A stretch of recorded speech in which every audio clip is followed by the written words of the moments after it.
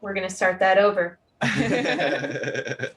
Welcome to Guy Aitchison's Reinventing the Tattoo community, a place where tattooers, apprentices, and collectors are encouraged to join live events, share, and inspire to create better art together every day. You may be beaming in from YouTube or Facebook or the Reinventing the Tattoo community app. But you can always get our latest event schedule right there at community.reinventingthetattoo.com. And today's podcast is the Tattoo Collecting Podcast with Fawn Baker and Jordan Ruckus. We'll be starting in just a minute here. Before we do get started, we want to shout out our sponsors for making this event and other events like this possible. We've got D-Lies Pro, we've got Raw Pigments, and Inkjet Stencils. We're really excited to be able to present this community to you for free. And if you want to scroll down to our website, you can find all of the sponsor shout outs in there. Some of our upcoming events that are pretty cool. Next week on June 1st at noon, we will be talking with a professor of philosophy who is going to be speaking about the philosophy of tattooing. So we'll have time at the end for Q&A, which will be a super cool, high-level academic stuff that we're going to be talking about. So Guy will be interviewing her, again, at 12 p.m. on June 1st. Some of our really cool weekly events are happening just like this one. We've got the Tattoo Collecting Podcast every Thursday at noon. We also have Jason Lesser at 1 p.m. on Sundays. He has a Reinventing Drawing group, as well as Jake Meeks from the Fireside Tattoo Network every single Monday at 9 a.m. Other than that, we're excited to get started on the Tattoo Collecting Podcast today. We've got a few of you guys here. Jordan, you want to go ahead and introduce your special guest for today? Yes, we are with one of my favorite people in the world, Emily Kohler. She is she's a tattoo collector. Absolutely. She's got a bunch of wonderful tattoos. We're here to talk to her about that. Hold on a second. She's also the reason Jordan's gone all the time and I'm stuck running around with a phone by myself. Oh. Let's just throw that out in the ether. I'm just teasing. Just spoken that, creativity. Yep. You've been a flower and a light in my life. So thank you for that. Aww. But I don't know. We're here to talk about your tattoos and your journey in the cannabis industry. You've got a serious thing going on up in Michigan. You live in Detroit, and you're digging your way into the cannabis industry. Where do you work? Doing what I can. Where is it that you work? So right now I work for Breeze Provisioning Centers, and we're located in Hazel Park with our first location.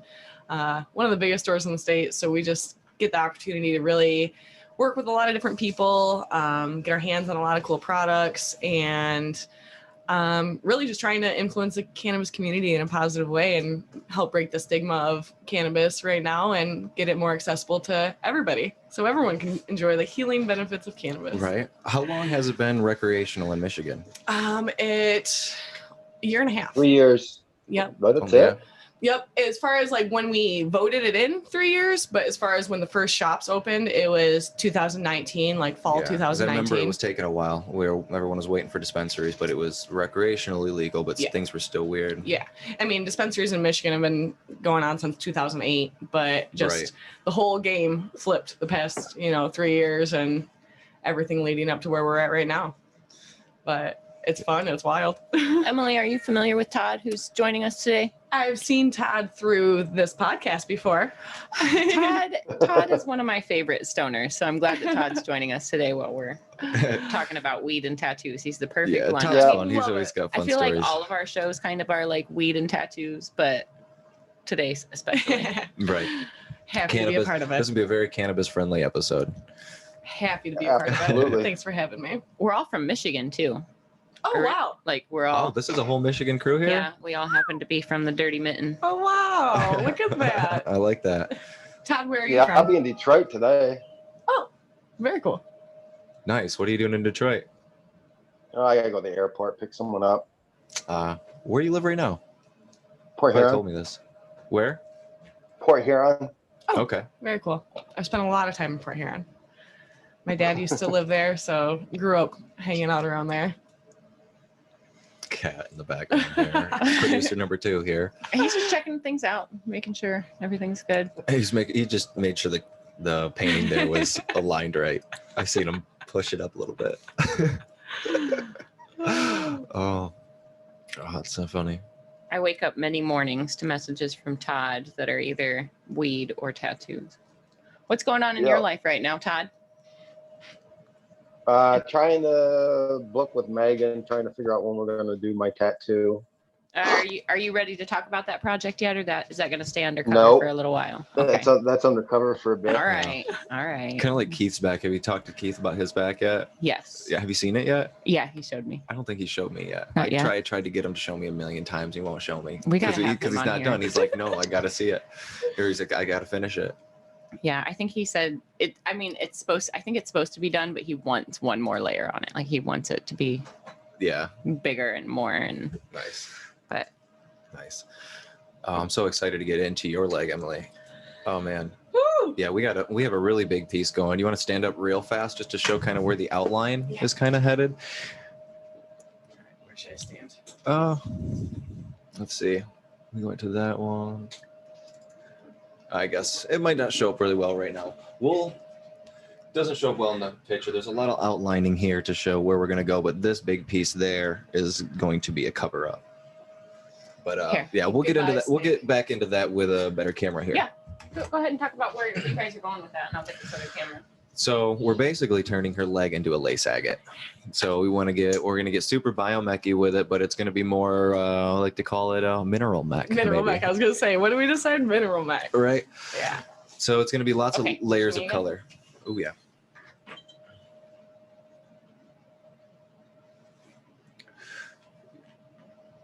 All up on the booty. Yep. Oh, we got a little blurry Yeah. there, but Trying see to if we can focus on the plasma yeah. ball. So we got all these different Got it. lines, all these concentric lines, and in those concentric lines will be multiple different gradients and bevels, as well as different colors. The Come back colors, the other way? the big color schemes are basically going to be Right like like magenta, red, and some yellows, and maybe some other colors that kind of work into that. But mostly her leg's going to be beaming magentas and stuff. Big crystal caverns. Yep, those are big crystal caverns. We're covering that cobra that's under there with just a lot of crystal, so you just dive right into it. So that'll be a point of depth. What else have you done on her? What are you gonna show your stomach if you don't mind? Oh, I forgot this little thing. Just this little one. Yeah, right. This is one of my favorite pieces I've done. That we like to call it cybermech or digimech. Hold real still. I'm gonna come in close. Oh yeah, it gets good. That it's pretty dark. Looks pretty good. Wow. I love that piece. We're gonna go back through too and get some more shading in it just to even bring out some more just like eye-popping movement behind that dot work. We got my two little arm pieces too from you. These are what started it, That one really. fell out. Yeah, and then we have is that one still going there? I don't know. Oh yeah, it's on. You're messing with it. Oh, that's okay. We were gonna show the arm. Can you zoom into her arm? Possibly. Oh, Just to hold your arm right where it was. I didn't do that one, but I love that tattoo. Which one? The cactus. Oh. But yeah, here, lift that up just a little. So this like cool wand thing, this is actually, this is the tattoo we met over. Yeah. It's usually a pretty strict rule that I don't like date clients or do anything like that, but didn't hit it off right then. Took a little while. Then this guy, Mantis Boy. Oh, I forgot. Mm-hmm. Oh, Yeah, we did that mantis. Sorry, guys. I'm a horrible cameraman. I I love love that the mantis. shadow. Yeah, right.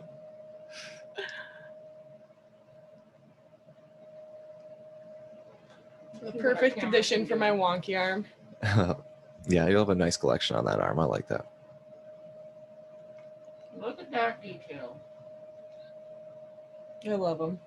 One of my favorite little pieces. Yeah, that was a fun one. I love it. I love that. I love it a lot. I love mantises. Me too. Manti. Manti.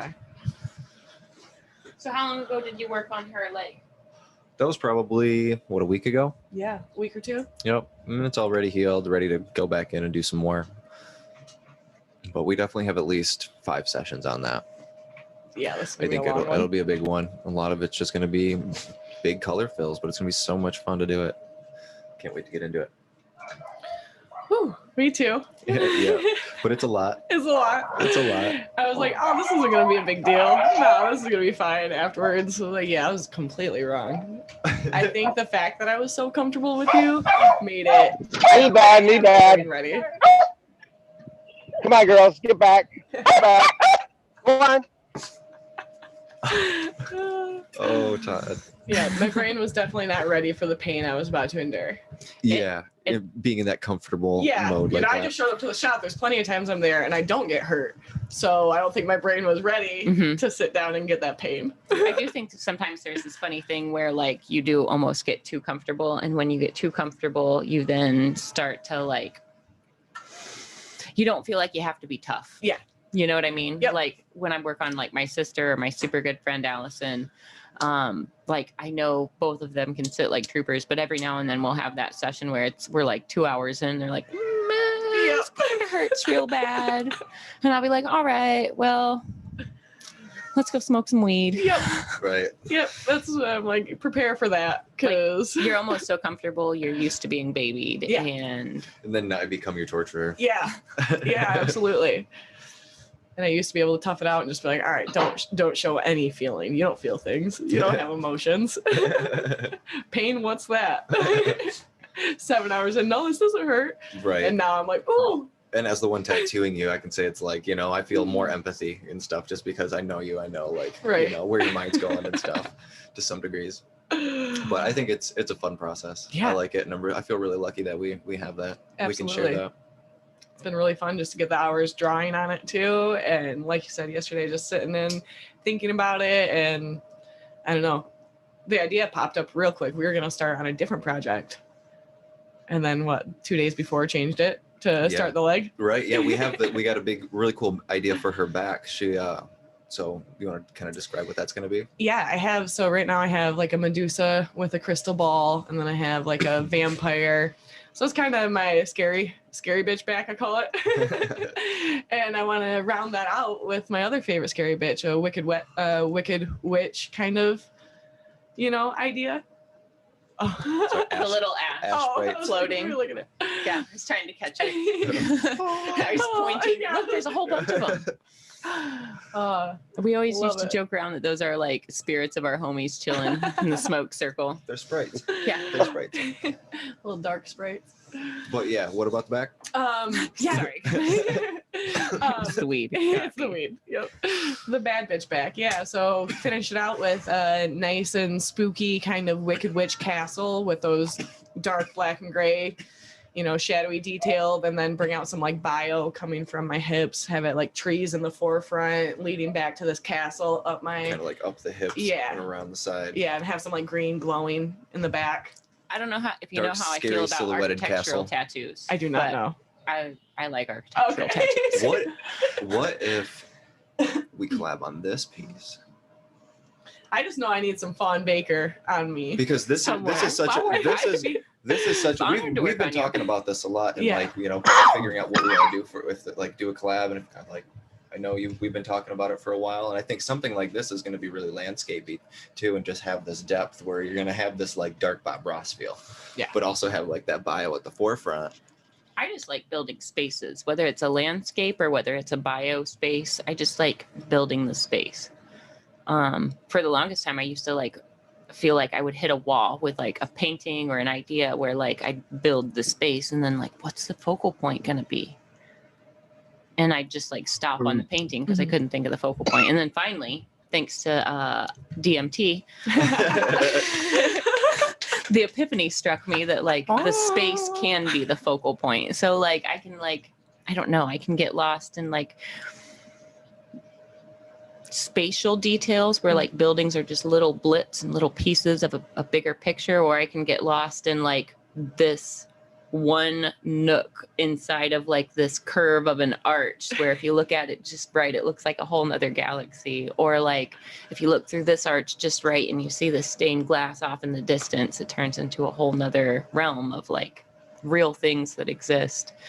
But it's awesome. I don't know, for me it's the space that's really fun. So like whether it's like a huge space that I'm building or we're taking something and it's like whenever I think of like bio, I think of like microscopic spaces, like when you've dove into the grain of pollen, like that's what Right. that's where my imagination of bio goes. So that's like the other end of the spectrum, but it's still like an itty bitty tiny little itty bitty landscape of this thing that I imagine being inside of. So it's always like space that's I like fun that. for me.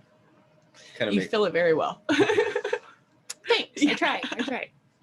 Yeah, that's awesome. I see that so much with biomech. I mean, that's one of my biggest goals, like creating the space, trying to, do that. I don't know. A lot of bio, you'll see like if we start talking about bio specifically, we get into that conundrum of you really can't like put your finger or like a label on anything because it all changes.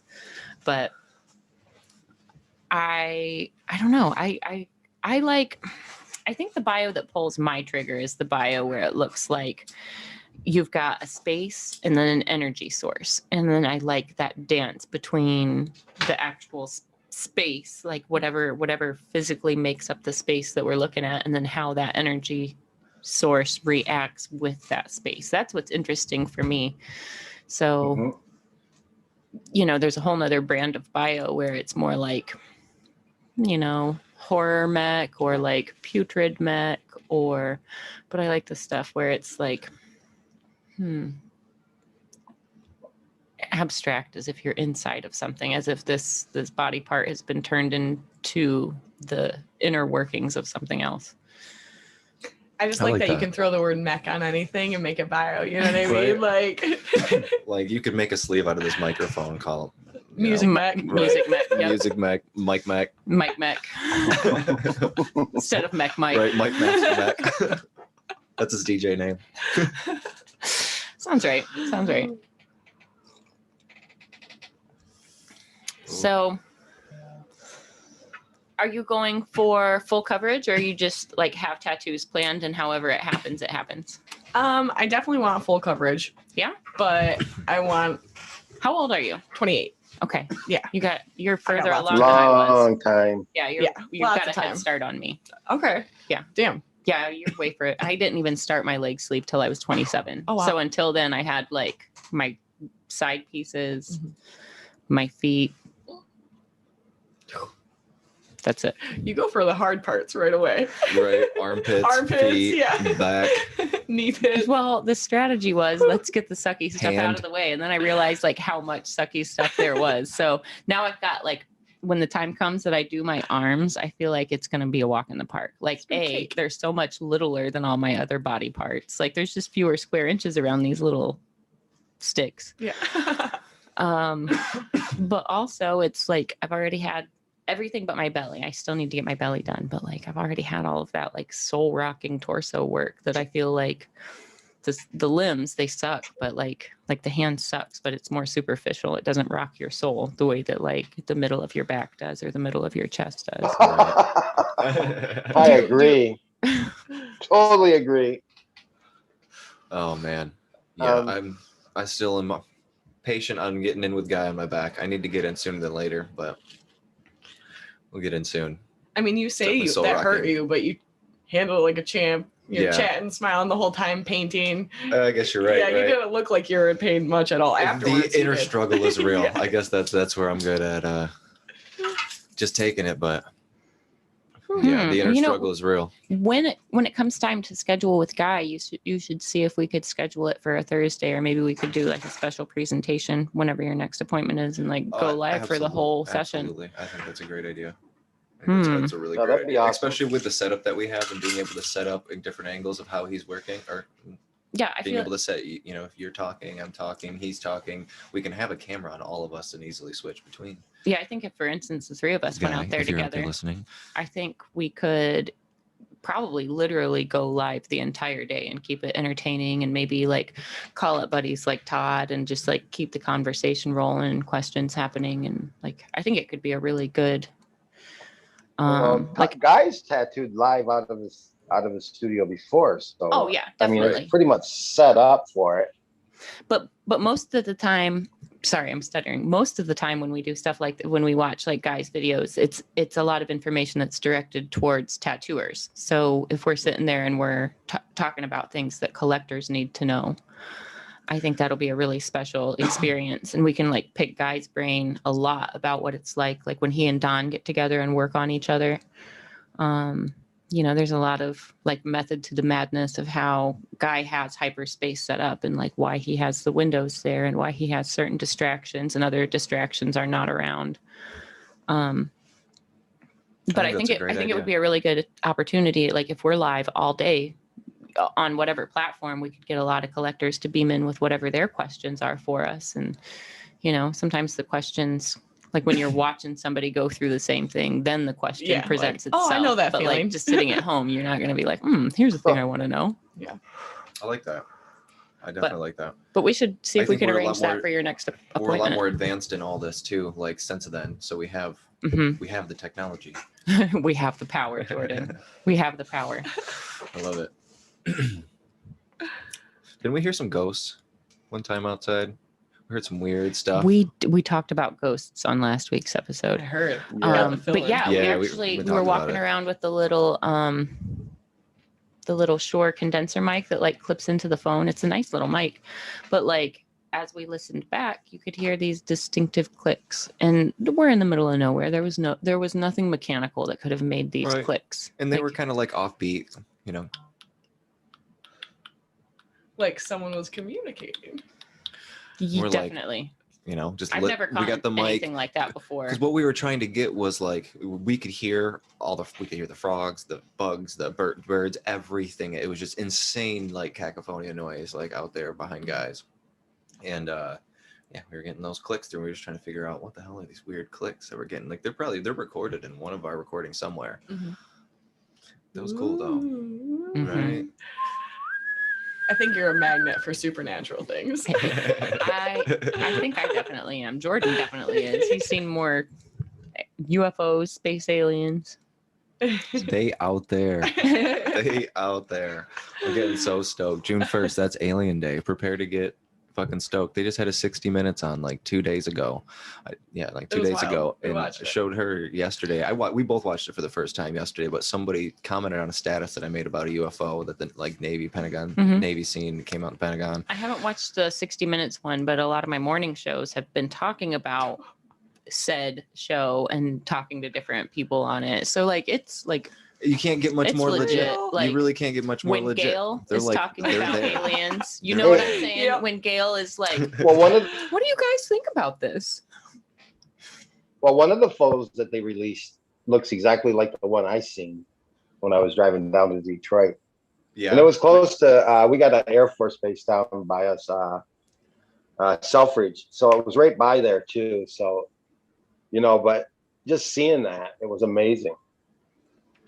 The one that I saw was really cool. Right by, it was like on 96. I was driving on 96. I was headed east and I was like maybe 20 minutes before the like Ann Arbor exit to take 23 south.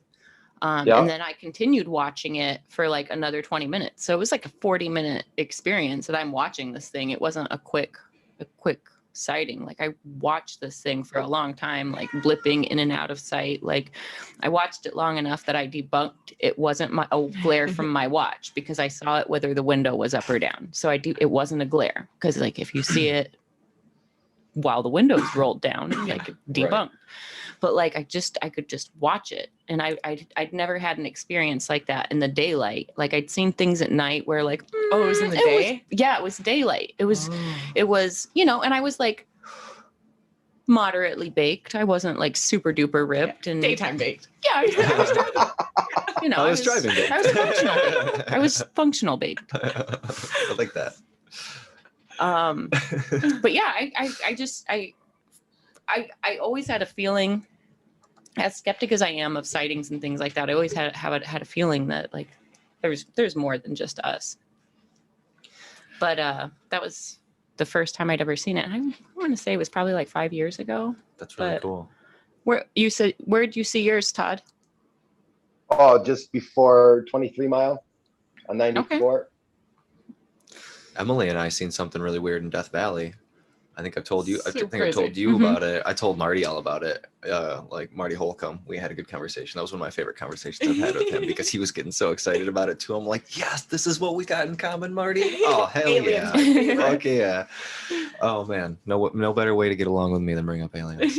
I'll tell you what. I tell you what. But God, I mean, this could be a whole like 15-20 minute story, but in a nutshell, we're in Death Valley, and like I wanted to show her the stars in the sky out there and just how cool it can look. And I'm always looking for UFOs, so we're scanning the sky. I'm scanning the sky, and all of a sudden we see this one that's like super bright right in Orion's belt area, and I'm thinking it's either Orion's, like one of the stars from Orion's belt, or it's a planet right there. And so as we're watching this thing, I'm keeping an eye on it. I'm looking around in the sky for anything else that's weird. We didn't even know we were both looking at it until 10 minutes after watching it. We're both like, what are you looking at? Like, right. What are you looking at? And I'm like, are you looking at the same weird thing over there? And so like we're really watching it, and like we're not really saying anything to each other, but we're both seeing it because now we're like paying attention to it. And the thing is going like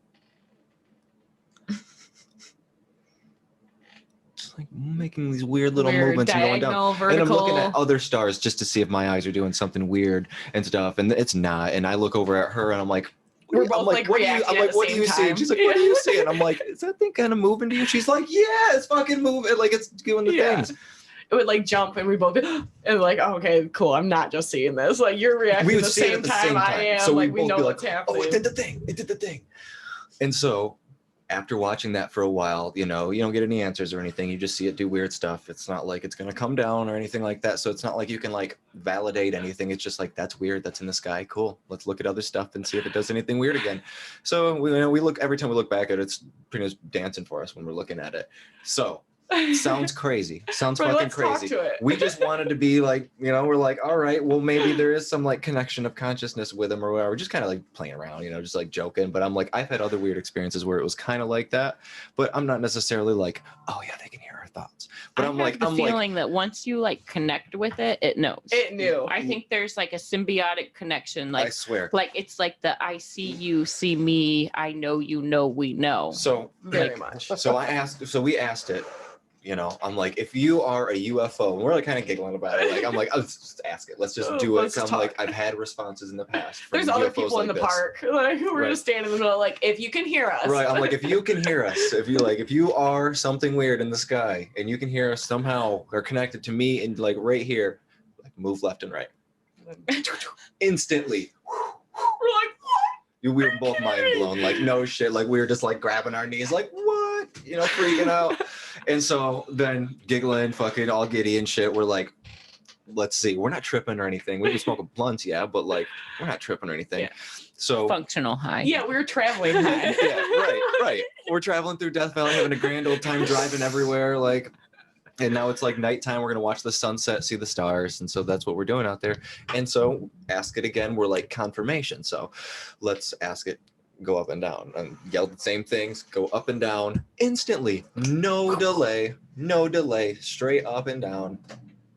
It was crazy. And then continue just doing that weird stuff in the sky. Yep. Dramatic, then not dramatic, then kind of like dramatic, then not, just dance. And it's the same type of weird shit I used to see. I feel like you and this unknown thing interacting is like me and my beta fish interacting. Like I go up to the tank and it's like, oh, I see you. Oh, I see you see me. And I'll like touch the glass and he'll like maybe come up to my finger. Sometimes he doesn't, but sometimes he does. That's how I know he's hungry. So, if he comes up to me, he's hungry. If he doesn't, he's minding his own business. But it's kind of like that. Like, oh, look, it acknowledged me. I'm going to acknowledge it back. I feel like it's kind of like that. Like if you're paying attention and you acknowledge and you're curious, then they notice that curiosity. I think the same thing with all spiritual stuff, to be honest. Fair. You know what I mean? Agreed. We watched that 60 Minutes last night. And so what they were saying, one of the Navy pilots was saying, when he was encountering the UFO, it was beneath him and he was above it. And it was like right above the water and he was flying above it. They were just going super fast.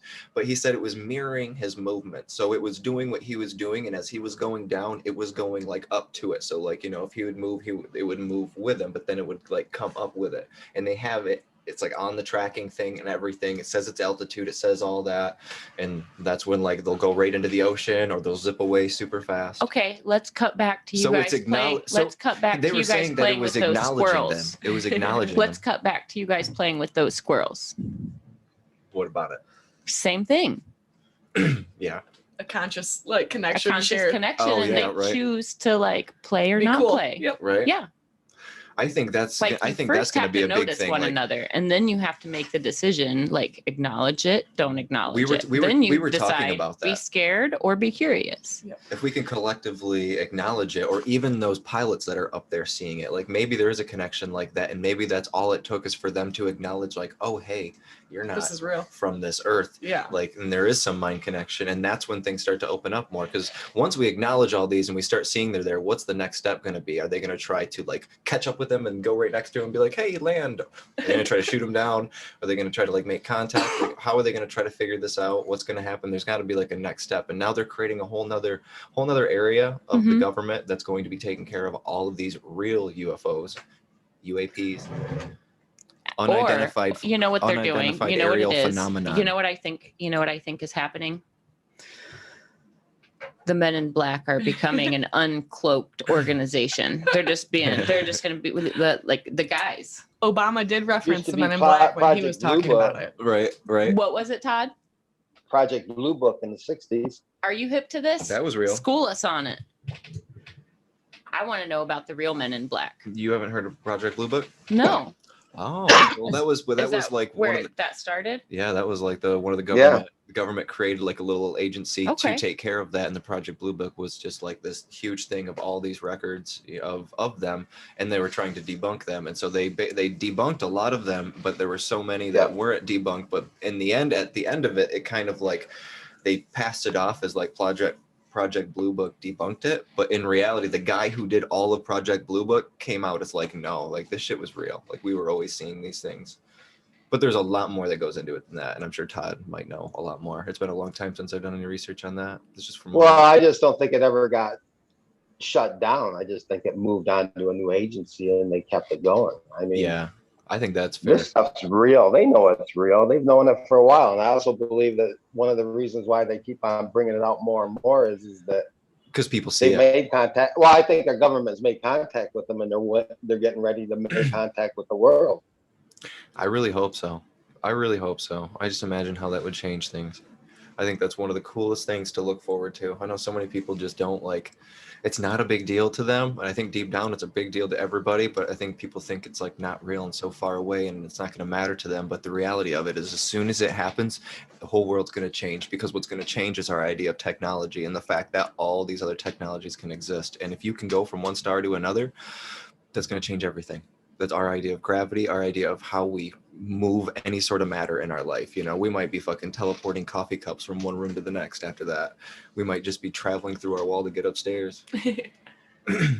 Hopefully it unlocks some kind of, universal understanding of like, oh, wow, we are just like brings that conscious, like collective so much closer together, realizing like, oh, wow, there's a whole universe out there. Like we're still fighting about these like small things between ourselves when there's, so many other life forms, other, differences, and not something to be, diversive, but more celebrated. That'd be great. Yeah. Well, hopefully it will unite humanity. Yeah, that's what I'm saying. That's what I'm hoping it does. I think there's definitely going to be people that are like, once we find out about an alien race, there's definitely going to be people that are going to create every assumption about it and definitely hate it and be xenophobic to like the whole next level. But I do think that it will unify people on Earth more, but there will be more mix up between Hopefully us not and us them. versus them. I really hope it's not. I'm hoping it's just on such another level that like, not that like consciousness is just going to bloom and everyone's going to be love and light, like not like that, but like where people are just going to fucking like take it seriously that there's life everywhere probably out there. If there's one being out, there's just so much going on. It's just a whole nother level of thinking. I don't know. In reality, I think the quickest way for it to unify everybody would be like, we're scared. We need to unite. We need to form a front. Like, I think it'll be out of fear of something bigger rather than being afraid of one another or being, whatever the competitive things are that cause like all the racial issues and all the territorial issues and things like that. I think if, like you said, if we see a bigger picture, then we realize that like, oh, that was silly to even waste our time on. So it would be like a double-edged sword. It would be like fear would unite everybody and make us all see how equal we are. But at the same time, it would be in fear of this other thing. Right. So it creates a whole new phenomenon of whole water we different us haven't, versus them. something we haven't had to deal with in 1,000 years, maybe. To be honest though, it could be depends how the other acts, you know what I mean? What if the other acts with a lot more compassion than humans usually do? And that's why there's been, I think that's gonna no be contact. the crazy thing. We're gonna find out that they've been here all along, Yeah, and they've just been waiting for peaceful us. and not hurting, Yeah. like not harming anything. So maybe just it'll like be a good lesson. collecting data, Yeah. like whatever What the smarter thing beings is. are, maybe they're more compassionate too, and it'll motivate us to, if we have that, we want to be competitive, we be competitive by being compassionate. What if they're time travelers and they're just us from the future bouncing back? And like the reason they stay in the sky and the reason they don't Interstellar. interact is because they're Right. not supposed to make any changes. Like that's one of the rules. You can't butterfly effect anything. Yep. No, you're only sightseeing. You can only take a glimpse. You can only look. Don't That's touch. what I imagine. I imagine they just are here for vacations, and that's why we see them in weird lights. They're probably taking photos. Like, oh, look at this beautiful lake. Snap. I've considered that Right. as well. Like That's what I'm hoping, is that like there's just interdimensional travelers, and like they're just making trials of or life maybe not even videos. interdimensional, but just like TikToks. Yeah. I think about it. Like if you had a vehicle that could travel like that, I would have the most fun. I would have the most fun. I would go everywhere in the universe. I would have my camera. Dipping in and out I'd of be every taking water. photos of every planet. I'd be going to suns. I'd be going to planets. I'd be going underwater. I'd be checking out the biology of every planet I could. That would be my number one goal, is to see the biology of different planets. Yeah, And but that could be what they're all doing. Yeah, but what if they come here to laugh at us? I think I they probably do. would. I think too. they probably do. They probably. I mean, if they're doing those things, we got to be like worms, That's probably why they haven't interacted. It's like that's why we don't That's why we don't like try to talk to an ant. It's like ants are doing a good thing for ants. In the ant world, they're doing the most. Fucking, but like to us, We're not like super concerned. An alien Richard Attenborough. Now look at this species. yeah, right.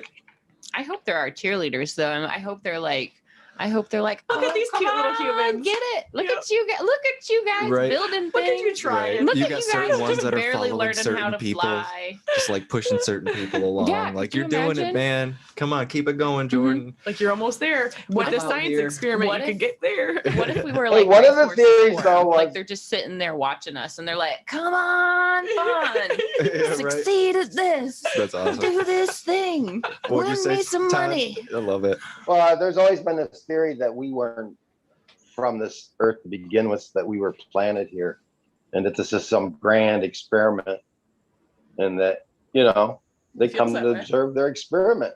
I feel that that's very I think plausible. so. I subscribe. I don't know if that's 100% like my belief, because it's hard to believe. There's so many possibilities that things could be, but Yeah. I think that's super reasonable. I We're- think We're pretty squishy. We're pretty squishy and like evolution's wild. I really Probably wish you could like see. not well equipped. I can't wait till we have computer generate actual computer model generations of like exactly what happened from life in the beginning to where we are now, from every species, to see where they came from. We got this, all of a sudden we click into some into DNA and see the DNA of everything or something like that. I don't think that'll ever happen, but If we learn how to decode it, do we then get to see the history that's The stored within it? Do we exact- get to see the right. memories that are Like stored we within find- like we DNA? According to find- movies, we do. right, we find that like water holds memory or Yeah. something, and then we can just dig into all the memory of water by learning about gravity and light or some weird shit. What if somehow DNA is the secret to time travel? Todd. But that's That'd be I hope crazy. so. That'd be cool. That'd be nuts.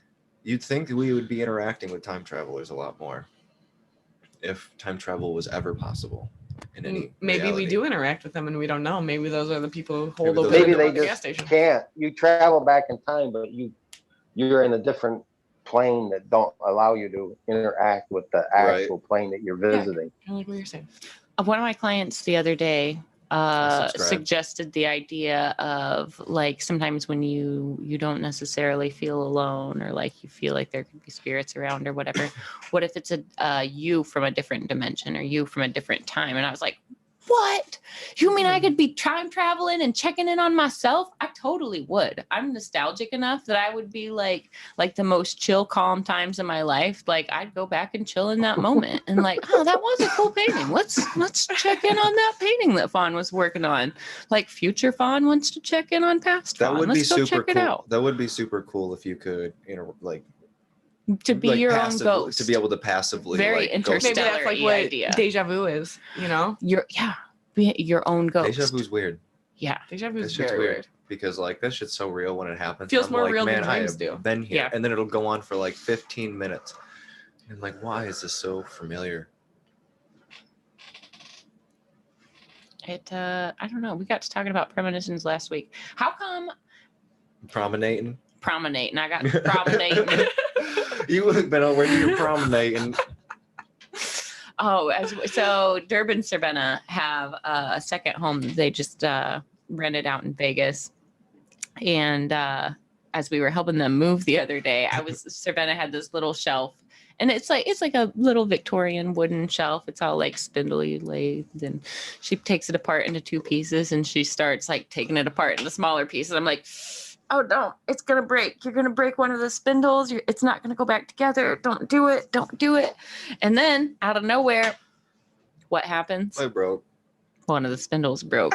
So then everybody's like, Fawn, you promenaded it into existence. I was like, no, you promenaded I saw it. antique furniture You potentially get promenaded it. damaged. I didn't make it happen. I swear it wasn't me. I didn't do it. I was trying to prevent it. Promenaded it. Premonition. Is Is that how would you say it? Promenaded. Preminated. Premonited. It into Promenaded. existence. Or maybe it should just be, it was a premonition. Twas. It was a premonition. I tell you what, you piece of shit. So last weekend, Jordan didn't come with us, but we went to Cincinnati, Todd. We got to check out that convention. It's one of the Villain Arts ones. It was pretty good though. There were more people there than I thought there would be. Have you've done some weed shows, right? Yeah. How Yep. are the weed shows coming back? We can talk about how both kinds of shows are coming back. I haven't seen many post-COVID. like bigger I haven't seen any shows yet. coming back. I've seen like small gatherings of like non-official stuff. So I, like a lot of the cannabis events are just kind of whack, but the bigger, cooler stuff I haven't seen coming back yet. But I do think in Vegas, the convention's coming back. There's a big MJ Biz conference out there every year. When is that supposed to be? I don't know the details on that. I just heard people talking about it coming back, and I'm like, damn, that's usually one of the bigger ones. And we have the same one in Detroit, and there's one in New Orleans, and it's fun though. Walk around, talk to people. I think it's more fun there's a lack of it representing like the retail service part or cannabis education part of it. So for me, that's where my heart lies. But I guess learning about processing equipment and different valves is fun too. Yeah. But I think it's just more for networking and seeing other people, and it's always good to catch up and see the folks. Yep. Feel a lot the same about tattoo conventions. I can't wait to go to some tattoo conventions though. Yeah. I think that'll be Yeah, very you haven't fun. stepped into that world yet. I can't wait for you to see what's all going on with that. It's a lot of fun. We definitely have a lot of fun as like being able to be part of Red Tree. I'm really thankful for that. Yeah. You're gonna have a really great experience. Red Tree's always fun. Yeah, we all best friends there. I'm so thankful for that studio. So Durb and them get there today. What'd you say? Durb get to Vegas today. I haven't been keeping tab. I'm not sure. They headed out. I think he said Friday he was gonna get. They were gonna get in, On Friday. but I could be wrong. Could be wrong. Tuesday, Wednesday, Thursday. I think it's today. I think they get Today. in today. Yeah. I think that would make sense. I mean, that's good What a enough trip. amount of time for a 24-hour trip. It's a What a long trip. drive, right? 24 hours equals 36 plus hours because you need to sleep. Yeah. Gotta sleep. And just driving a U-Haul out there. Oof. Yeah, that don't move very fast. Yeah, not at all. No. Oh yeah, here's some of the conventions. So these are some of the first conventions opening back up since COVID began. And this was Sunday too. So Sunday's always like It's usually the least busy day at conventions. I still got volume up. Sorry. But there was a pretty good crowd. I sat down and I was talking to one of the girls working. And I was asking him just like how this show was compared to the other shows. And she said they're definitely like slowly growing. Like the number of people in the crowd is slowly growing, which is awesome to hear. She said it seems like they're really sparse and empty because like the Cincinnati show that we were at, for instance, they had it in like one concourse hall in like previous years. Yeah. But this year they took like the same amount of everything and they spread it into 2 concourses. So it was like the same amount of booths, but spread out in literally double the square footage.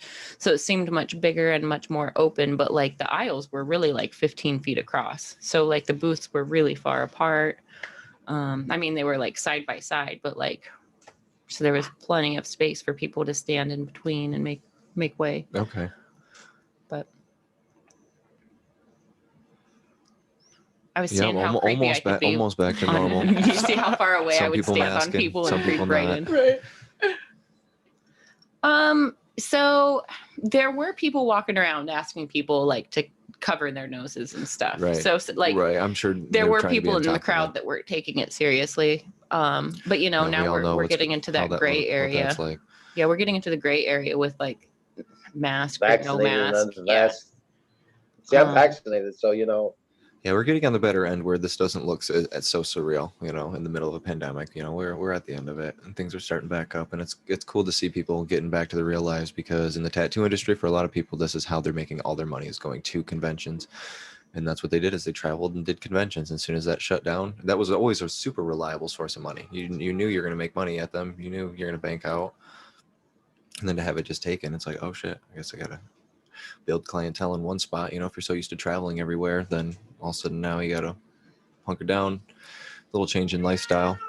This sleeve here, they worked on that all 3 days. So he was just kind of noodling in the finishing touches on Sunday. Pretty cool. It turned out really nice. Oh, that arm hurts. Yeah, that lower arm, right. You see how swollen and sore it looked? Oh, man, she's over it. Son of a fucking bitch. I hate this. Just about to laugh about it. Oh, you will after 3 freaking days. Oh God, right. Ouch. Hates her life. Numbing stuff's wearing off. Because your arm will just swell right up. Yeah, she was a trooper though. When we were like in line for the competitions, she was like smiling and happy, and she seemed, I think she was prepared. She knew what she was in for, sitting all weekend to be tattooed like that. Yeah. Nice. Trooper. Oh, yeah. Yep. No, I've definitely I've brutalized some people. Nice, sure, Jordan. Nice. I have brutalized people. Oh, I had to think of a good describing word. There was a guy to the back of his calf. We did like, 2 full days on the back of his calf for this really cool it was like this like Lovecraftian cosmic god piece. And the one that you did out at Joe's? Nope, this was a different one. This was like 3 years back at a Chicago convention. Okay. And I had a guy come out for 2 days and do it, and like I knew him a little bit. He was a cool guy, client from before. And so I'm like, you can, stay in my hotel room. It's fine. If you need a place to stay, just let me. It was one of my first conventions. And I was like, just let me do this tattoo for a couple days, be able to show off on it and stuff. Cool tattoo. But second day at the end of it, or like every night after it, we numbed it so hardcore that like by the time the numbing stuff wore off, he was so sore, having to like raise his leg up and stuff. It was such a cool piece, but he went through the most for sure. Shouts out that guy. I think we even had. So we're looking at Troy Temple's giant paintings here. These things are so cool. That's, you guys know Ben Thomas, and then Adam Rogers we had on a few weeks ago. It was a super good roadie. Look, this painting of Troy's matches Ben's leg. He's about to show it off. It's like camouflage. Yeah. That's awesome. That's awesome. You'd blend right in. Oh, how beautiful. Oh, man, this camera gets good shots. One thing I noticed, though, you walking around there is just how many people are wireless now. Right. It's also really empty. Look at that. Well, that's why I was saying they spread it out to literally 2 concourses. Right. So, Which is all in good. Like good. That's okay if it doesn't look so full. yep. Spread out's good. That's what we need. Jamie Savage is who I was kind of talking to and getting some gossip from, and she's worked for Starbright forever. She travels and does almost all of their shows for the past few years. So the feedback I got from her about how shows are going and how the numbers are building was great. It made me feel really good, like for this being my first show and not knowing what to expect. I didn't know if it was going to be a ghost town and just be like tattooers and like their clients, or if there was going to actually be a crowd. But like by the end of the night, when we were all like up by the stage for competitions and everybody was hanging out, it was really a nice solid crowd. Everybody was spread out. Like there was definitely a ton of space in between all of us, but like there were a lot of people. But it was a good time. And to be fair, like as much as I'm like, I'm used to seeing like really packed, crowded conventions where it's like shoulder to shoulder, and there's something cool about that. But it's kind of nice to have the same experience, but have a little bit of breathing room. So like, if they stay spread out like this, I don't think I mind. It's kind of nice to have like room for strollers. Yeah, no, for sure. I really like this. I think if this is the way it is, it makes it really like relieving and not feeling disgusting. Because if it was just when it's just like crowded, people next to each other, like in Florida, like all of the places were so fucking bad. It was so crazy how crowded it was everywhere we went in Florida, and people not caring. No one was wearing masks. It was very weird if you were wearing a mask. And at that point, you're like, it doesn't matter if I'm wearing a mask. It's literally, if it's in the air, everyone fucking here has got it. And I already have it for walking into this place right now. And thankfully, no one on our trip got sick. Yeah, no, we good. We good. We good. Shout outs to my family, though. They all have COVID. This is Alec Azam. This is the performer. I settle in on him, kind of watch him for a little bit. We can just let this keep playing in the background. But I've seen him perform at a lot of shows. He's really a lot of fun. He's like part acrobat, part magician. I think I've met him a few times. Yeah. He's got like a heavy Australian accent. Yeah, he's great. I met him, yeah. See, this part doesn't have, I guess we have concerts at cannabis stuff, but performers would be great. I would much prefer performers. I don't know. There was another performer before him that was doing something similar. I don't know if there were music acts at this show. Some conventions have music acts the whole time. Like, it's so easy to talk about Hell City because that's the one we go to the most and we're around the most. But I know every hour slot, Derb has something. Some acts are 2 hours, but like every hour slot throughout the whole day, there's something going on. So there's always something on the stage. But right now, I mean, there are probably fewer acts that are available right now too, because everything's just starting to take off. I don't know. Imagine. Yeah. But it just made me really optimistic to hear that the numbers are growing and the crowds are growing, and I'm excited to see it all. It looks like fun. I'm happy to get back to some convention stuff. I'm excited to get on it with the podcast. I mean, really, I love tattooing at conventions, but it's really, I want to be there for the podcast now. I think that's kind of the guy with great circuit in that end. The guy with that back piece that Nick Baxter finished recently was there. The one where it's like the brain split in half. Oh, yeah. And then it's like this red energy beam coming down from it. He was there. Ben entered. He's held the camera for many tattoo shows, but he's never entered any competitions, or he's never done any like judging or anything like that. He's always just been like camera guy or just watching. So he actually entered a competition, 2 of them. He took first place in Japanese for his Kevin Stress leg sleeve, and then he took 3rd in for overall male. Nice. So that was pretty cool. Nice. First time entering. Adam jumped in a couple competitions. I took best overall female. That was kind of cool. Nice. What'd I get? My chest piece. I think I got best chest.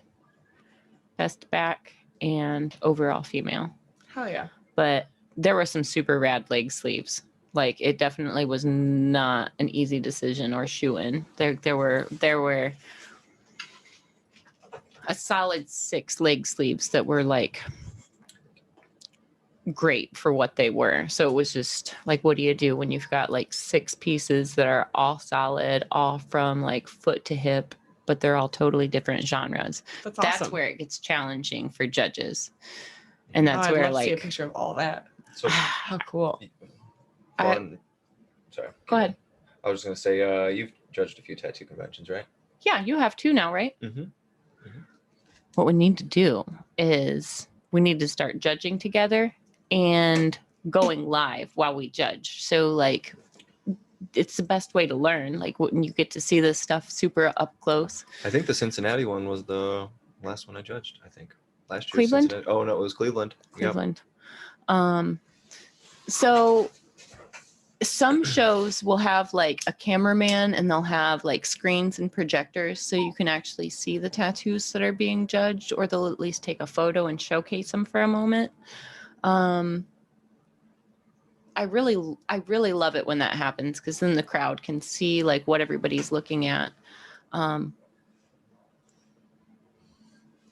I would love it if all tattoo conventions did that, if they like made it, because everybody hangs out and like wants to see the awards and they want to see what's going on.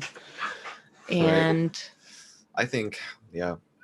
Yep, if y'all are listening, me and Fawn would love to judge your tattoo competitions. Oh yeah, I would definitely love to judge your competition. We can make it a part of the podcast. Yeah. We'll go live. We got our cameras. We'll make it nice. Could you imagine if we were judging, we're here for it. Or if we were just looking over the shoulder of the judges and podcasting about it? It's a great place for this podcast. We could tell people to go live, like to join us live, and they could like see up close what we're looking at in 4K on their cameras or on their phones.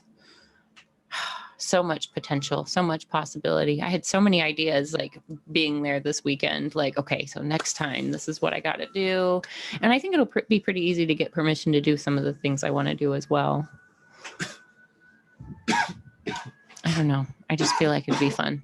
Be up there. Very cool. Be up there with the camera and have it so that everybody can just like log into the tattoo collecting Instagram and see every tattoo that's going across the stage. Wouldn't that be cool? That would be so like cool. If it's not projected on the screen what behind. What an interactive and big way to make. Yeah, like, and then they could ask questions, and like if we're judging, we might not be able to answer them, but if we're not judging and we're just like, you know, up there looking over the judge's shoulders, I think that would be rad. I think it would be a like you said, the interactivity would be there. Like, you could see it, you could get up close, just like when we get up close, like when we're judging, you can get up close and you can see like how pristine the lines are, or if they're overworked. You can see if it's saturated smoothly or if the skin's a little bit beat up. You can see, you can see if the stippling is super consistent or if it gets a little lazy and whip stippled. You know what I mean? Yeah. Like there's just little things that like when you see it in person and you can get super close up on these tattoos, that it just makes a difference in like the quality and the like, they're just little subtle nuances that you can see when you get up close. And if we had the ability to share that. And then the other thing is like healed tattoos. Like a lot of people don't get to see many healed tattoos. They just see fresh ones posted all the time. But like when you see tattoo competitions, like I just like take my clothes off, but some people actually like take the time to like moisturize and like slick everything up. Right. I do. But there's a reality in how tattoos heal. Like for instance, the very best hand tattoos are going to lighten up on the fingers a little bit, no matter what. But that's the reality. So like when you see a tattoo that's one of the best in the world and you can still see how wearing the tattoo affects it, and that's okay. Like it just, I think it would do a lot for giving people realistic expectations. Yeah. You know what I mean? I definitely agree. Absolutely. I remember when I realized like one of the first artists I was looking at, I had only ever seen fresh work, and I was like, oh. Then I saw a picture of like their work afterwards, and it was great still, but I was just like, oh wow, those colors really, really changed like that. And it just, I don't know, a huge light bulb went off for me. Like, it can be different. And yeah. Yep.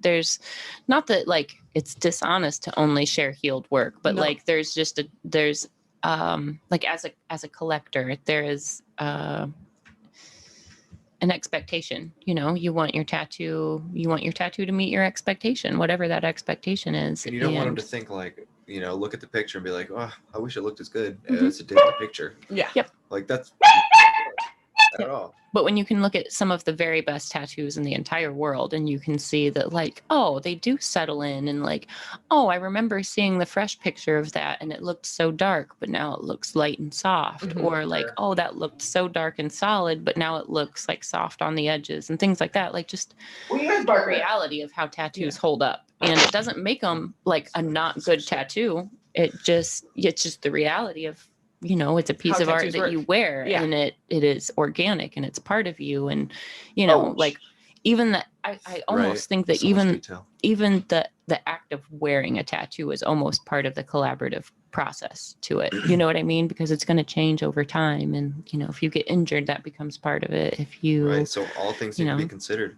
Yeah. Sunburn. Well, I think that if you're doing, I'm nervous about my leg. Look at this one. Look at this. This thing is so That stinking hurts. detailed. This guy was doing a great job. Oh my God.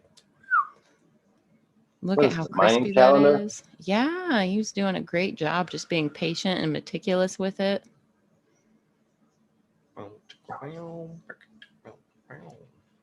I'm kind of glad that's just playing in the background right there. It's really easy to like, oh, look at that eye candy to talk about. Right. Yeah, you're doing great shots. Good job. Thanks. I'm a little shaky. They call me Shaky Hands Baker. Shake a hand. Oh, Shakes Baker. Believe it or not, I'm a tattooer and a cameraman. Shakes Baker. I'm gonna start calling you Shakes when I walk into the room when you're tattooing people. People will think oh, it's that'd be great. Yeah, call her Shakes. Yeah. Doesn't really quickly be like, oh no, so it's just joking about how shaky my hands are. Let's do your tattoo. Yeah. Don't mind that. That's so funny. That's so funny. I'm dead. Yeah, it's funny. My hands, honestly, sometimes can be shaky. I can be shaky, but as soon as I start tattooing, like, I don't know, muscle memory kicks in, and it's like, leaves. Bam, in the moment. It's like the greatest meditation. It's everything. There's nothing else that's going on. It's just that I'll focus in on, you know, everything's focused in on not moving and not shaking or anything, but don't even have to put any mind to it. It just stops. Just stops. Never am I ever running a line, no matter if I'm hopped up on caffeine or not hopped up on caffeine, or be like, oh, my hand's kind of shaky right now. I don't know. My hands just adapt. Just do what it needs to do. The flow takes over. The flow. We got Ben in line, Adam in line. So proud. So proud. The picture I posted of Ben on our Instagram page, he looks like a tiny child. Oh, this is what I was working on Nick the other night. We've gone into the newer videos. What's really weird when you do those contests and that is when you sweep the whole freaking category. I've done that once. When you what? What a category? Sweep the whole category. Oh, yeah, First, right. second, and third. Fuck yeah. You know, I resisted the urge to enter my armpits in anything. I was going to put them in large color or medium color, but I was like, I'm just going to enter a couple. We'll just do a few. That's so funny. Yeah, I can't wait to be able to show my back off. I got a feeling it might win some awards. Well, that's irritating because that's like me when I finally got my cover up done and all that I could show my back off and COVID hit. Right. So I got to show it off once. Oh, it's coming, Todd. Our time is coming. I know. Can't wait.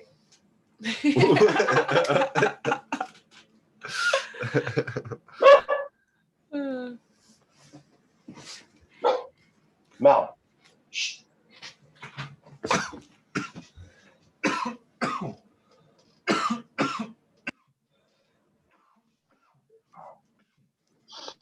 When did you get your first tattoo? When did it all begin for you? 19, and on a trip to Florida with my aunt and uncle, and my aunt has gotten like all of my cousins their first tattoo. And she's like, "Want to go get this done?" I was like, "Yeah." We all spent 15 hours like fucking so early in the morning there till so late for all three of us to get little pieces. And I mean, I like it, but I just, knowing what I know now, I wish I would have done something different with it, but I love it. So Yeah. My elephant. Yep. Yeah. I love sentimental pieces like that. I think, it's all about what it was and what it means to you in the moment and what that moment means to you. Like, it's not like, you might, maybe it's an image you love, even if it's an image you don't love, it's like what that means to you means. Yeah. If you cover it up, you feel like you're covering up that meaning. A lot of my like little weird pieces are some of my favorites for that. Yeah. Yeah. Yeah. Absolutely. I think that's really beautiful. I have the 2 dots in my ear. That's probably my favorite. One of my favorite tattoos. Dots. Yeah. Weasel My favorite dots. dots. Yeah. I'm descented. I'm desexed. That's so funny.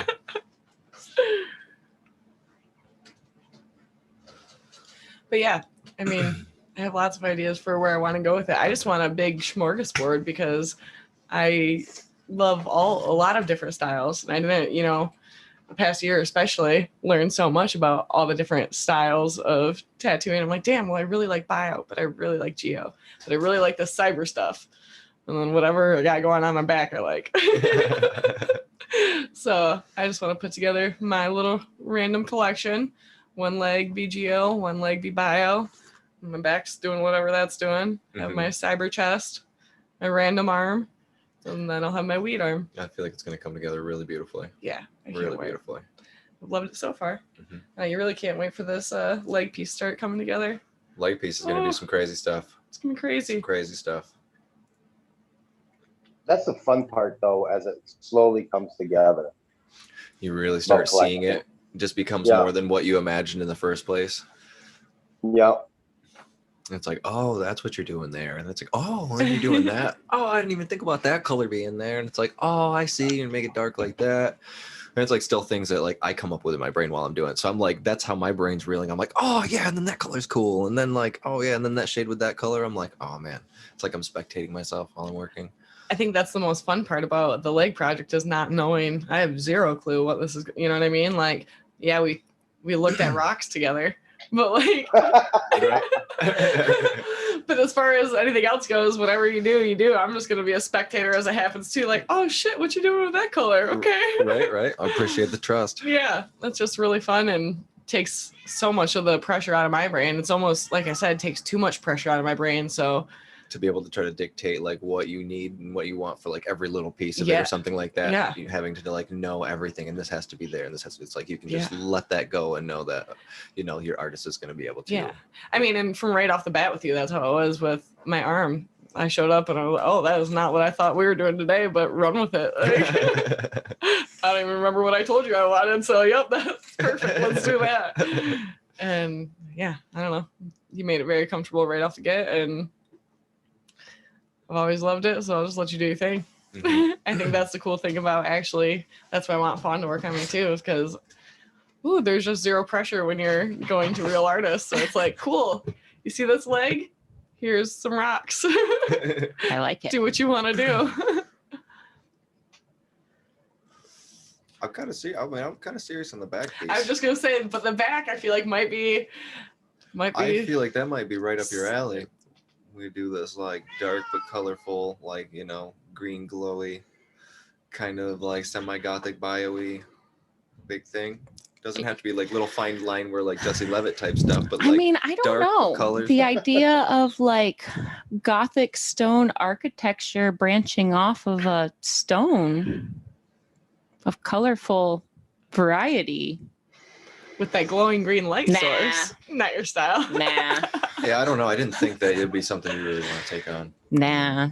Pretty far with a crazy sky behind it. Right. Like Fuck some architecture. misty atmospheric stuff. Right. Fuck Bob Ross. Nah. Fuck Bob. Weird red glow in the windows of said castle. You're saying too much. You're saying too much. I'll pass. Now you made it sound so juicy too. I love it. I like that info. No, we should sit down and like maybe play with some sketchy Let's sketches. start passing some stuff back and forth. Have you seen the 2 collabs that we did? No.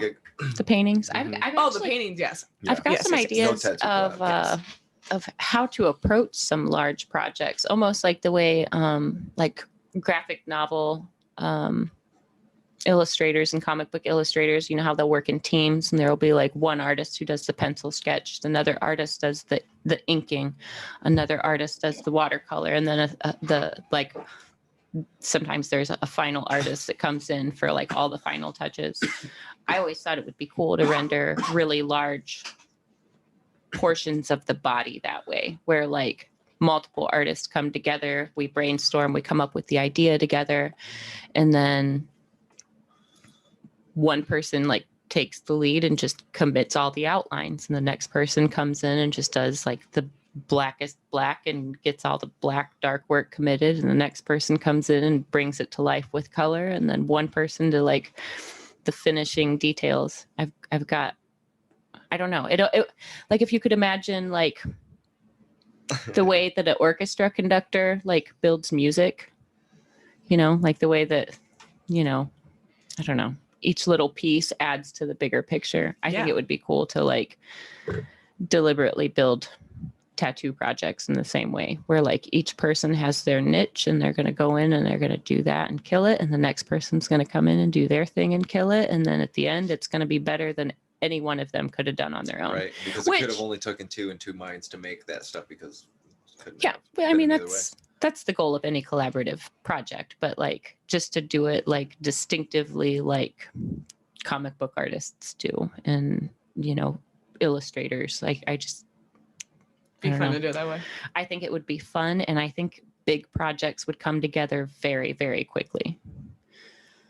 But I don't know. We do happen to have a whole team of rad artists. So I don't know. Show her the space that we have.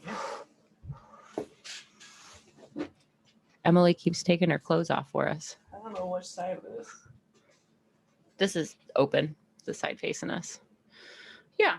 Fill that all in with a crazy scene. Castle coming down and bio hippie stuff. Yep. Works down into that. I can see it. Morph it right into the leg. Yep. I can see it. Big stuff. Big transformations coming. What kind of color scheme are you guys wanting to run with on that? On the leg? Yeah, on that like geode agate. I like purples, reds, like magentas. Could be blues and cool stuff that like fits in there to create some depth, maybe in the Julie stuff. But and then yellows as kind of complementary to that. So kind of keeping a just like a pretty simple complementary scheme, a split complementary for it. But with the overall color basically being more magentas, purples. But also with just as much its darks of everything. Come all up in here too. Mm-hmm. So lots of darks in there. Definitely, you know, just lots of big gradients. Can almost think like Marcus Leonardy, but like still not quite like that. I feel like you should make some color decisions about the side, and that way they all talk to each other. That way you can start working on that like visual rhythm of the colors for like the whole side, profile of her. Yeah. Because it sounds like this is going to eventually be like foot all the way up to armpit. So it should, like, if you have the opportunity to start achieving those color balances early on, it Lots could make to plan life for really, further stuff. it could make life a lot easier further down the road. Yeah, we got the pictures of everything. We'll be taking more pictures and definitely making our full color schemes of exactly how those rhythms are going to be. I'm excited for that before we get into our next sessions. We did have like rough ideas that were sketched out, but I knew this would just be such a good one that we're just going to be able to get into very intuitively. Yep. I like it. No, I think I sarcastically said no, not interested earlier, but I think it would really be a lot of fun. I think we could push it. Mm-hmm. Yeah, And the nice thing I always is, appreciate any input you have too on things. when you've got a big project like this, and time isn't necessarily even a variable, like you're already committed, you know, it's going to be probably a multiple year process. Yeah. Like, You know where I'm at. yeah. You know, I know, we know. Yeah. But when there's that kind of commitment, there's not always necessarily huge amounts of, there's not pressure to get huge amounts of work done every session. It's just like each little bite is less that we got to do later. Yep. And that takes a lot of pressure off. But it also, like, when you've got a piece that big, you can, like, for instance, my sister's Land Before Time piece, it goes from her foot, well, it goes from her knee to her armpit now, but it'll go all the way down to her foot. But like, we started at the end of the project. So we started at the end of the story, but like, when all is said and done, when you look at her leg, it'll be the whole Land Before Time, like in chronological order, like the whole plot of the movie in chronological order going up her leg. But we had to plan that out ahead of time, even though we're still like picking and choosing specific scenes and poses. Yeah. We had all the pieces of the story and what was going to go where. So like for that instance, we had to kind of work that out first. And then like at a glance, when you're just looking at any one side of it, it's got to make sense. And the characters have got to be cohesive, even if it's a totally different part of the story. But it really has made life easy that we like sat and made those decisions early on, because now we can just jump in because Right. we know what's going to You know the go program elsewhere. is, yeah. Right. Like it seems random and haphazard, but like we planned it. Yeah, Yes. we planned it so early on that we've got all these goals that we're working towards, so we can jump in anywhere, but there's a plan. But like if you're like really ready, and it sounds like you are, when you're ready to commit to like half of your body is one huge piece, that's rad. But like it's the perfect time to really like stop and consider overall like color story. Yeah. Like the flow of everything is one thing, but like the temperature and the, you know, how like you'll see like light shifts that hit over a piece and that light cascades onto the next part of the body and things like that. You just have the opportunity to consider all of it. Yep. This is why we wanted some of your color. I'm such a I'm color excited to nerd, have man. I think A joint piece from you guys. gets me really excited about the potential what we can do, because I think you're totally right in having that in mind with how we work into this next piece and how these like magentas and yellows start working into that green. Yeah. Aww. Fun stuff. And I like how it comes down your leg and it's going to the way, like the direction of how you have the opening on your back is just going to go straight from your leg right up and just melt right into that. Right there. Right over your head. I do like purple green color combinations. So Favorite two colors. I have this back burner idea, and if anybody wants to steal it, that's fine. So I'll go ahead and share it. So this back burner idea that I've always had is to have like a mobile, portable tattoo studio. You know, if my life kicks in a different gear and I'm like on the road regularly again, to have an ambulance, to like rehab an ambulance and turn it into a mobile tattoo studio. Like it's already like you can hose that sucker out. You can spray the whole thing down with Maticide. Like if you can start an IV in it, you can tattoo in it. Like I feel like I can get all kinds of health departments on board with that, because like in reality, an IV is much more invasive than what we do. So if you can start an IV in this sucker, you should be able to give me a temporary permit to do a tattoo in your county. It'll be okay. Hey. But I just think it would be cool to be able to like literally be on the road, even if I'm like parking at other tattoo shops and just chilling there, but to have like my own space on the go. But long story short, color scheme for the ambulance is going to be electric green and eggplant. And I even want to like take the lenses out and swap them out with like colored acrylic, so that like, you know, when I'm parked somewhere and I need the crazy attention, I can get it. Brand stereo hooked up with it. I love it. You know, an ambulance, they have like the cot on the side that's like built in and like hard against the wall. And then like where the rolling cot would go, I would just like mount a chair there. I think it's perfect. Yeah. Yeah. Honestly. I don't see a I problem. thought it out. An Yeah. ambulance is the perfect little thing. Yeah. Put a nice little floor in there. Yep. Beautiful. Yep. I like Mobile it. tattoo studio. Instead of like rehabbing an RV, like go over the top with it. And I've even thought of, okay, nobody steal this from me. But I'm gonna put EMT across the side of it, and then it'll be emergency miracle tattoo. And I'll like rush to the scene and like cover up the most impossible thing. Do you need a Sounds like giant, do you need a this is my giant show landscape Maybe stat? this is what the tattoo collecting podcast will evolve into. The more mobile we get, we'll just start. The tattoo Where in the collecting world is mobile Fawn studio today? for people who need a tattoo now. Jordan, do you want a emergency miracle tattoo with me? Right now? Yeah, would you if you had a crazy horrific cover up and like your friends called and put you on blast and they were like, yo, look outside, and this TV crew busted in, we like hog-tied you, drug you out to the ambulance. Absolutely. I would so sign up for that show.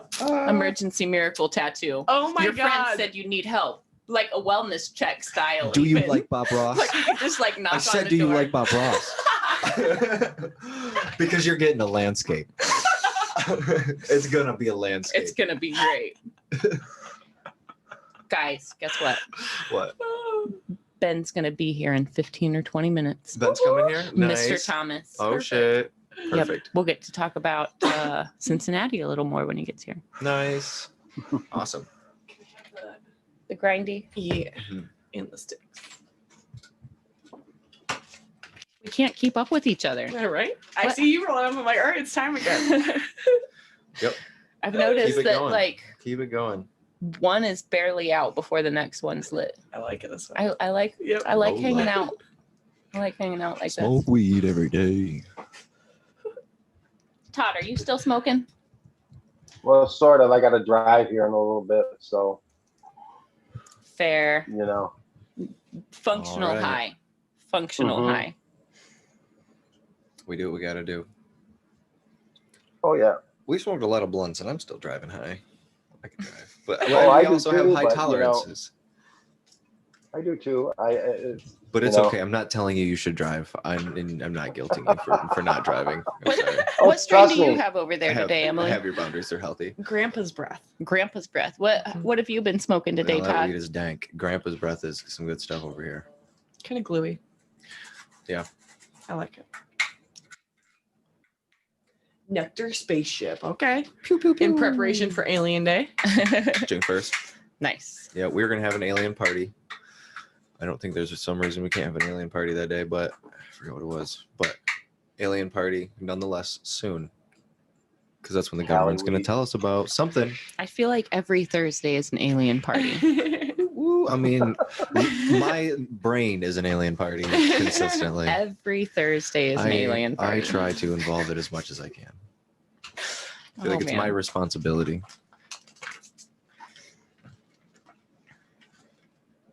Today, My job.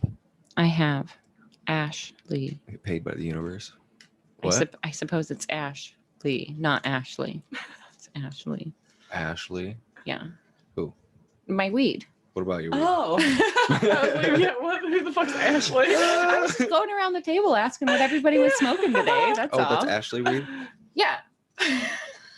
You guys ain't dabbing at all? That makes sense. I get it.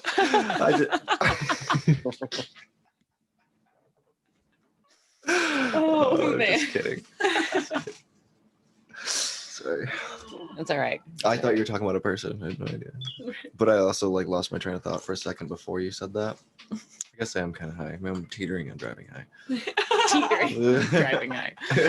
You're teetering on. You better have a burrito before you drive high. Yeah, I'm gonna tell you what. I'll tell you what. You ain't wrong. You're not dabbing today? What'd you say? So here's the thing. Oh, like we mentioned earlier, Derb is moving to Vegas, partially moving to Vegas. And we helped load up the trailer and we did dabs. And what had happened was that I left my torch at Derb's house. That's why you need one of these. Well, I have a little electronic guy like that, but it's not, I really just kind of like lighting the torch, getting it to the right temp, doing the thing. Just have the timing down perfect on my guy. Yeah. But I've got that Randy's, it's called a Randy's Path. I really like it though. I haven't put Honey any Badger. cartridges on it. That looks like that's the upgrade from the Randy's. I honey badger. To steal Jordan and Adam's catchphrase, I subscribe to that message. Subscribers. My name is Fawn Baker, and I approve this message. I might just end my subscription anytime I want. Unsubscribed. Right. I don't even.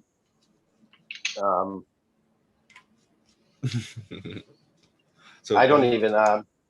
Ben's gonna be here. We need to find another microphone. What if we just have him and Emily sit side by side and kind of might work. mic between them? We'll see what it sounds like. Yeah. Sounds bad. I'll grab the condenser. Okay. I think we'll be all right. I think we're gonna be just fine. Rolling, rolling, rolling. Keep Rolling them two fingers blunts. rolling. We got two more rolling, blunts. We're rolling all the blunts backwards. and swishers. Yeehaw. I'm gonna smoke a couple more. Rolling, All right, guys. I gotta bug out of here. I'll be leaving here in a few. He's We like, I start gotta singing go. and Todd's He's like, I I'm gotta out. go. I'm out. fucking. No, I think I no, really. I know. We're just kidding. Just joking. Well, it's nice to meet you, Todd. Nice to meet you. I Alrighty, probably will sir. see you sometime. I imagine that as well. Mm-hmm. Well, we'll talk to you soon, Todd. Thanks for Yeah, joining dude. us Yeah. again. Yep. Appreciate it, man. Have a Later. good day. All right, man. Later, guys. Bye. I feel like we should just start calling Todd one of our correspondents. Cool. Yeah, right. I feel like he chimes in on pretty Yeah. much all of them. I I feel love like it. I feel like Todd I and like Ben Todd. are definitely He's a- correspondents at this point. Right. That's awesome. I enjoy it though. Keeps things always keeps conversations fresh. I am typically strictly blunts, but the other day, for Breeze, I do like product reviews and we do YouTube videos, and we were doing a product review. My sister and I were doing a product review on these Hyman pre-rolls. Hyman, yep, Nice. is the name. Nice. HYMAN. Nice. That stands for the highest man in the room. Mm-hmm. So, I just see. to clarify. I see. I was reading it different. We all do. Yeah. I don't know if it's the worst or the best marketing thing they've ever done, because their name is always talked about. Right. But goddamn, these pre-rolls were actually really fire. And usually I'm, not super stoked to do pre-roll anything, but they were so good. I just feel like They tasted pre-rolls so typically good. are just so stale already. Yeah. Like I like to roll up and smoke right away. I really liked the jars they were in. They were plastic, which I don't like, but as far as the freshness goes, it was kept really fresh. They had a glass filter in each of them, 2 grams, definitely flower, tasted phenomenal, smoked so good. We we had 5 pre-rolls to try Nice. in like 7 minutes. So we, hit them, smoke them a little bit, put them out. And, even then when we went back and smoked them later, they were phenomenal. That's awesome. Yeah. Who makes those? Hyman. Hyman. Mhm. That's their brand name. Yeah. Yeah. So going to do a little product review on them, and I'm really excited to do it. Product reviews are just really easy to do when you love the products. Right. That's awesome. We yeah. might have to smoke some of those. I should have brought one, honestly. Yeah. Yeah. I'd offer an opinion. Pre-rolls just not my thing typically. Right. Yep. Same. I don't know. I just feel like there's something magic about the just sitting down and taking a moment to break the weed up and like sitting for and a solid thoughtfully 20 minutes. rolling it up with intention and then smoking it with intention. Like I feel like when you pre-roll, Absolutely. like let's set aside the opinion that maybe they're more stale. Like I just feel like the intention and the deliberate, like the meditative feel of like putting this together for this purpose is gone. Absolutely. Like I feel like that's one of the things that Absolutely. makes weed magic for me. Like if I want to I use it to believe get that. productive, I'll smoke a blunt or I'd be two and get unsubscribed. productive. If I want to get creative, I sit up and I'm rolling up thinking about what I'm getting ready Gonna to do. create. Yeah, that's your you know? thinking time. Yeah, like Yeah. it's all about like it sounds super like woo woo, but I didn't the realize I sparked intention at the same time you did. the intention that we put into it is part of what makes weed the magic medicine that it is. 100%. And that's what's so cool about, cannabis in general, but why I love what I do. Half my job is just giving people hope and putting the power back in their hands. You know what I mean? And that's such a powerful thing about medicine. We all want to think we're doing good for ourselves. When anyone feels sick or anything, the first thing you do is try to get more sleep, try to get more water, try to eat healthy. And it feels good to try to take care of yourself, you know? Mhm. So when you go to a doctor, a lot of times you don't get that power. You know, I've been doctor like, do you want to try this or this with names I can't pronounce? I don't understand what it is, what it's made of, how it's going to affect me. I don't feel like there's much power in my hands at that point. You know what I mean? But if I can talk to a patient who has Crohn's disease and, you know, has been through a litany of different medications, is over that, he doesn't trust doctors, doesn't trust people trying to help him because he doesn't think people care about helping him. And then I'm like, oh, well, we have these tinctures, we have patches, we have, you know, capsules, and give them so many different options on what to choose. The biggest part of that is just giving them the power, you know, that like, oh, I'm trying to heal myself.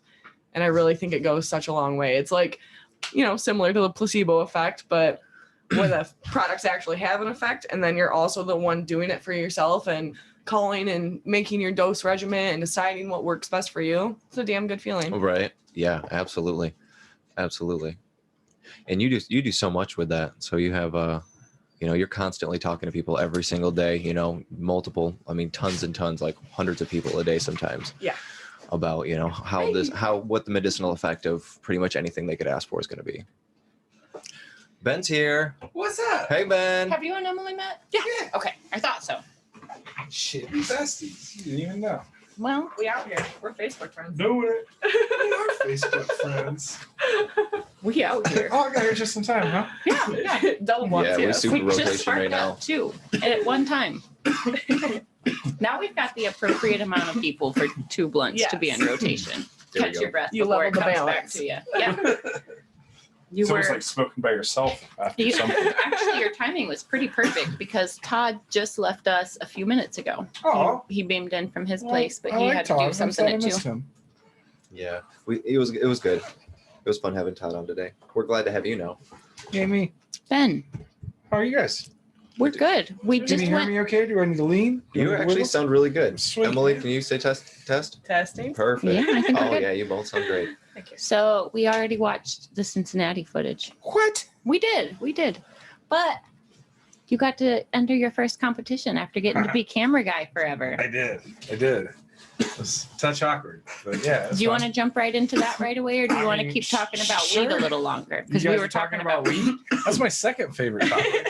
Okay. So, I You mean, wanna y'all talk can do about whatever. weed, and then we'll talk about Cincinnati some more. Well, I mean, I don't. Yeah, I Welcome, don't want to Ben. backtrack in the weed convo. I mean, I get it. If you guys are done, we can move on. But I mean, Oh no, we were feel just like we were could just talk we were about- just thoroughly talking enjoy we weed. were just talking about what Emily does and what her what her job entails. And she basically talks to people every day about what the medicinal effects of weed are going to be. So when they're calling in, she's managing a team of people that are trying to provide information, and she's See, like I the love main that. provider of the Yeah. information. She creates We're the the systems. cannabis She care creates the center. systems for it, Yep. and she There's so holds much- the most knowledge probably of all the people there. Well, even more than that, it's just giving the opportunity and the platform for consumers to connect with someone who's Yeah. knowledgeable about cannabis. Obviously we love sales, we're there to process orders, but our biggest thing is we're kind of modeling it after the Butterball Turkey hotline. On Thanksgiving, there's a Butterball Turkey hotline where 24/7 you can talk to an old lady who actually cooks turkeys all the time, who will give you tips about making sure your bird doesn't burn and what to do. So we want to get to that point, to be known as that trusted point of information for cannabis. So whether you purchase a product from us and you have questions, whether you're trying to find our store, whether you live in Texas and your friends made some brownies and you don't understand what to do with them, call us. We'll walk you through it. We'll talk about, oh, this made you feel this way. Cool. Let's, look into why, how much That's did you amazing. eat? This would be What dose so did you good have? because I have so many clients and friends and friends of friends and friends of clients that are like, Fawn, what happened? And after they've had Yeah. like a weed overdose Yeah. or like Overdose. You're like the first thing, how much did you eat? They're like, well, I don't know. I only ate one, but like one what?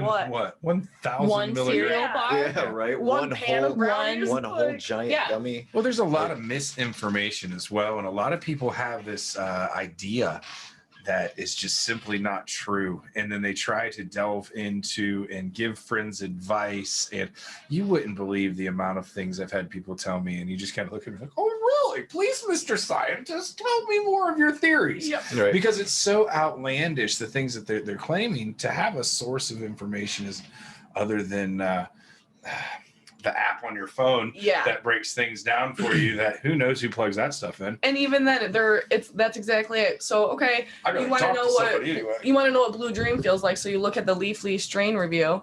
Cool, that only counts if you're talking about top shelf Blue Dream. Well, not only that, you know what I mean? Right. Exactly. It's a plant. And how much you take. It grows different every single time. Even under a controlled circumstance, a certain strain isn't going to be that exact same tested one that you got in 6 years ago to run these analyses on. So it's like, with the cross pollination and the creation of these super strands and the direction that cannabis has headed, and we'll say in the past 10 years, that when it went from 5 or 6 things that you could trust, and now there's a million names ain't your out peepaw's grass anymore. Yeah, man. Really? Shit's scary. People are like, I got bubblegum turkey fried motherfucking clucking Alaskan twice baked. Right. What? Right. What is that? And what basement did it come from? Right. Yeah, let's slap an OG on there, because what doesn't need an OG on it? And then you add in regulations that people don't understand, laws people don't understand, packaging rules people don't understand, all these things where it's a mix of people who think this is supposed to be like Walmart, and then other people who are like only smoking ditchweed. So now they're very confused. Everyone's just very confused. But what's fun about it is that it's new, and you're at the forefront of the systems that are being created to be able to handle things like that and to be able to provide proper information to people.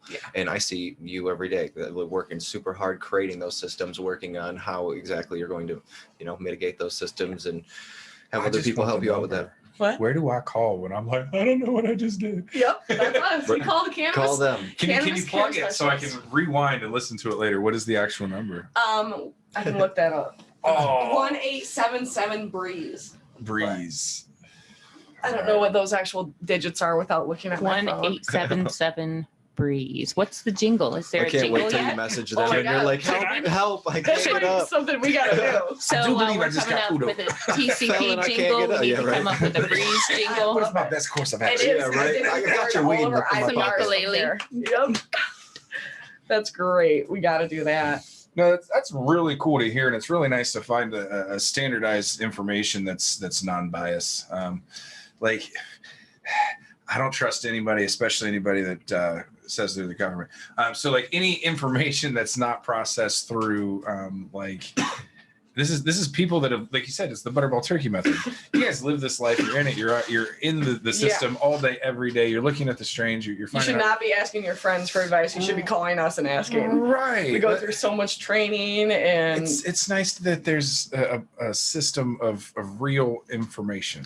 I'm fortunate to have some absolute weed nerds around me. If it wasn't for them, I wouldn't know the things that I know. But they're people that I care about. They care about me. They wouldn't give me false information. And then it's funny that sometimes their nerdy plant botany knowledge and my chemistry knowledge collide. It's funny when those things happen. Right. And I did plug myself wrong. We are 833-9 Breeze. Right. Breeze.us. So you got some weed questions and some issues with a trip you're on from your edible, which you ate too much of, because you only ate one, but you don't know why you're feeling the way you're feeling. Because you ate one too much. Yep. What do you do to get better? Just take a nap, homie. Right. Nap and some CBD tincture. Yeah, have a meal. Send yourself take a nap. Yep.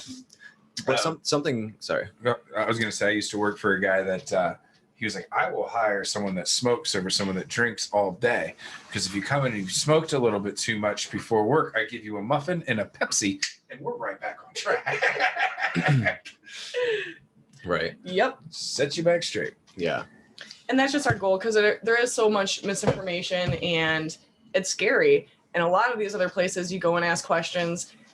Either the staff doesn't know the answer, or they're rude, reluctant to give it, don't have the time, not putting in the effort. So we want to be there as that. You run into that like elitist stoner stuff Yes. where like, oh, you mean you don't already know? CBG? Like, it's like, no one knows about CBG. Explain it. What's that? What are terpenes? Tell me.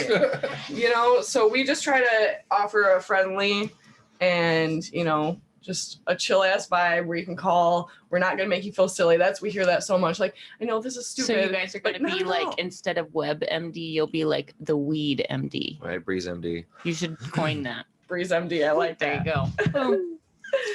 Yeah, but it's been a blessing. Breeze has really given us, the stage and the funding to make this, dream a reality. There's a few people that were just committed to education in our shop and trying to train people more.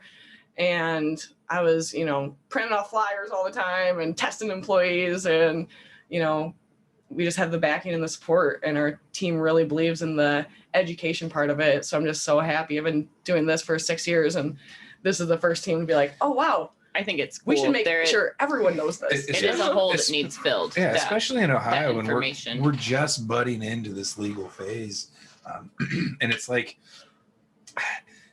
places that have been established, places that have been up and running for a long time just have this wealth of knowledge that's just lacking on a common level, especially in states that are just becoming new. So having a line that you can call from anywhere at any time, think of all the possibilities of the new states opening it up and to be ahead of that. And you guys, the conversations she has with 80-year-old people that are, basically terminally ill, that have real questions. And absolutely. You've taken multiple meetings in front of me about that. Yeah. And I see how, huge it's very impactful special. that is. Yeah. And, it's a very specific time you have planned to talk to this person. And you actually fully talk to them face to face a lot of times. And once again, it goes back to what we were saying. The biggest thing that I love doing about that, it's giving people hope. A lot of times when I do talk to people, it's because their doctors have already written them off or they don't have any other options. So they heard cannabis might help. And a lot of them are doing this reluctantly, but I just try to put so much passion and energy into it. Wow, I promise I've seen this work. We can try all these things. I'll be here for questions, anything you need to know. I'm here to walk you through it. And, people are just wow, I haven't been this hopeful for, what could happen in a minute. Again, most doctors have misinformation. Most doctors have been saying, things quite the contrary to what we believe 20 years ago. So and they really have no clue. They're not getting cannabis education. None of our doctors, doctors are getting cannabis education. Even in the recreational states, maybe they're getting some sort of by hand information. They're probably reading it on Facebook and shit, but they're not getting they're not going to classes on There's that. nothing formal. Right. Yeah. And that's really what we're trying to standardize. Bam, these are the structures that are being put in place because we're at the forefront of it, and it was always illegal. And now the scientific community can be a part of it.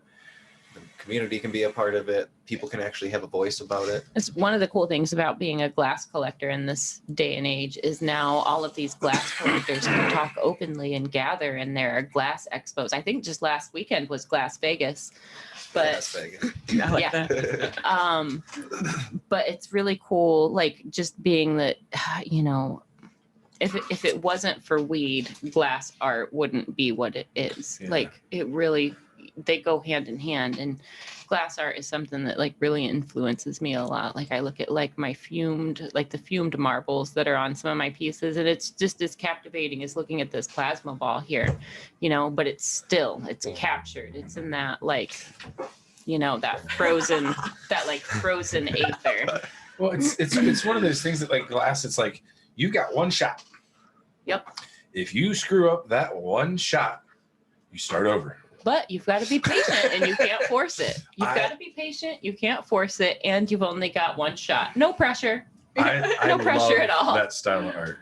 Yeah. Just the I relate to it with the tattooing. It's you gotta if you're gonna do it, you've got to do it boldly and confidently, and it's gotta look good. It can't look halfway. It's gotta be good. The level of dedication to mastering something, to be able to do it in one shot, to me is mind boggling. Mind boggling. the amount of time it takes to really get that good at glass. Yeah, is insane to me. but now these borosilicate artists can get together openly and they can share like how to make these fab egg recyclers, and they can share like all these tricks, and like scientific artists can get together with heady artists and they can mail pieces back and forth, and they don't have to worry about them getting opened and crushed. Yeah. Right. You know what I mean? Like for that form of art that's like super special to me, it's really exciting that it can be out in the open now. Because like when we were growing up, it was like you had like Snodgrass glass and like people that wanted to make Snodgrass glass. Right. So it's really magic. But like I also like the way like I feel like the glass industry and the tattoo industry are paralleling each other because they're both growing so much. And we're in this like age of renaissance in both industries because of communication and technology and openness, and the laws are changing. So people can talk and once we start talking about like growing and not just growing, but like all the things that can be made. Like you bring up the tinctures all the time, and like social standards patches and gels, and it's crazy. Pet balms and all the products we carry are just insane. We have such a wide variety, and it's awesome to be able to offer that. Especially, I truly believe every product has a market and is useful. I mean, shit, we've been growing in ditches for thousands of years, and it's always been medicinal, helpful. Before crazy LED lights, before, tinctures and stuff. So I'm a big fan of outdoor shit weed sometimes. Like it represents a part of like the industry that shouldn't be lost, in my opinion. Yeah. I always get excited for closet babies. Always get excited when like a client's like, hey, I grew this. Whether it's good, whether it's garbage, like the fact that they loved it and then they shared it with me. Yep. Yeah. I do love that. So special. I do love like that. it may not get me the highest, but it's always a good chill. Like it's back to the intention, like the THC content might not be through the roof, but the love content. The love's there, especially Love's in a small grow. Yeah. Especially in a small grow. I always tell people, they're like, you might not like it. It's not that great. I'm like, no, dude, I'm gonna love it. It's gonna be wonderful. Let me tell you how much I've grown. 0. Right, You've done exactly. way better than I would. Killing it. Hats off. Good job. Woo. I always say my favorite strain is free weed. So that's free. That's my favorite strain. Can we please make that a shirt? Right. I will sponsor that, I like that. right now. Tell me what my cut of that bill favorite is. strain is Oh free. shit! On the shirt thing, we were talking about we should make some tattoo collecting shirts and then give them to all our guests. I watched him walk out in that today. I was like, why You know- isn't there a tattoo collecting podcast? You know what would be? We got to an get odd- a whole marketing package. And now that conventions are starting to be a reality for us to just pick up and go, we got to have that back to stuff. train up. Also, handing somebody a clothing item is a great opportunity to make them show you their tattoos. Because you're like, hey, put this on. Right. You're like, oh, look at this collection. Or maybe just take You that have to wear moment this. to admire collections. You're right, though. I definitely totally right. Yep. I like tattoos. I think I like tattoos too. I think after going to Cincinnati last love 'em. weekend, I think it'll be really Love 'em a easy to lot. walk around with like a backpack loaded down with Oh, swag. yeah. Like if 2 or 3 of us are walking through, we've got swag. We've got like both of these cameras and our 4K. Like we'll be able to get so much Interviews. cool footage and we'll be able to interact. And like I think it'll be rad to have a booth to be like our home station, but like we can just go and walk around. Like we're super duper portable, which is rad. Once we have our little mobile station and we got a battery connected right to that. Well, if we've got booth space, you can If we've literally got set booth up an space. interview station, walk around, Yeah. grab a collector. Hey, collector, hey, you just got done getting your tattoo. You want to sit down for 5 minutes? I'll give you some OJ. Mhm. Yep. But we Or have the whatever you like to possibility drink to after just tattoo. walk through. Hell City podcast booth. I think we definitely need that. What do you think? I think that's already been discussed. That's what I figured. I was already at My terms time for is that. obligated What, I at said mean- show. Yeah, I think we're either gonna have a table or a booth for sure. Like I'd be down just to have like a little table somewhere I mean, and build our own little space. I But do happen to hang out at the AV booth. well, I'm thinking lot. that's where the table's gonna And be. generally, is up right there, by the right AV by the booth stage. is where like the Kick It artist area is, Mhm. like loungy spot. There's generally some free space floating between those two things. Yep. We're thinking of the same cubby hole, I think. It'd be a great spot just to put a little table and a banner, inconspicuous but noticeable enough, and right next to the stage. Indubitably. Indeed.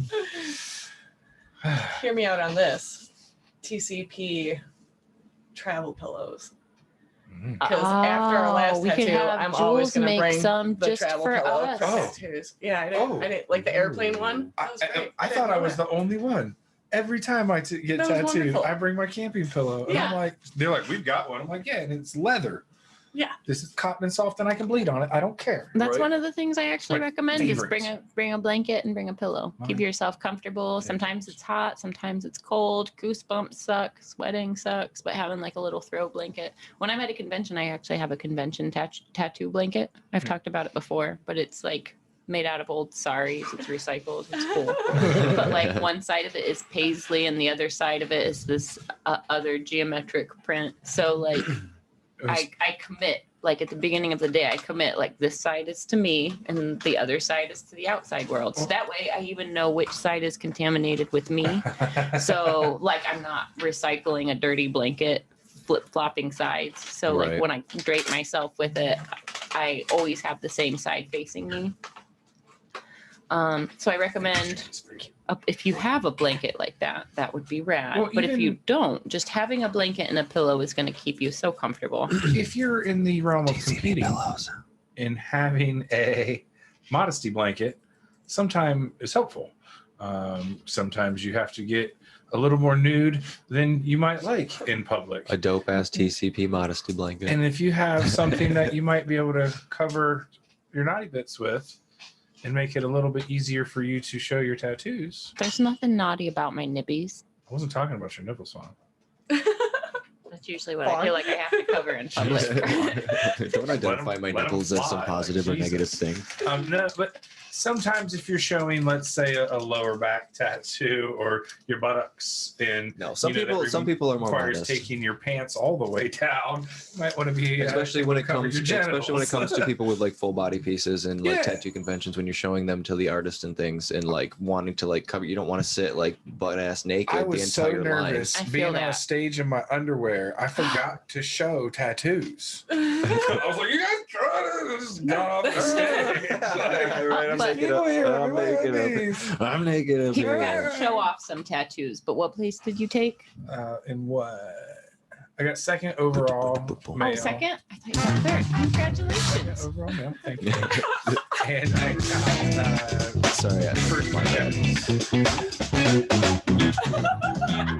My bad. I was hoping for the one that had the. Oh, I don't have on headphones. I don't get the background noise. Oh, I'm like, so you don't know "The what's fuck is going on." You guys Yeah. are all like, I what? put a sound effect on, but it was supposed to be the applause one. Hang tight. There we go. Am I getting black? You're getting black. Yeah. I'm getting black. Fuck, this just took a weird turn. You got the clap. No, it was a lot of fun. I'd never done a competition. I've never had that little clothing on in public. Yeah, it was a good time. It was a good time. That's the strange part of being around you is just, hey, want to show your tattoo? I'm like, I don't think I've ever. How long do I leave my shirt on? That's the same thing with me when I show my like tattoos off. Like, it's it's I can't see my back Can you tell tattoo. me when you're finished It's like you looking? guys can look at it. Yeah, it's like tell me when you're done. Yeah. This, are you done? In Cincinnati, we're in the bathroom. I'm literally taking a leak, and this guy's like, "Whoa, bro!" And I'm like, "Hey, buddy, my hands are still down and my eyes are still down. Can you do the same?" I didn't say that, but that's immediately where my heart dropped to.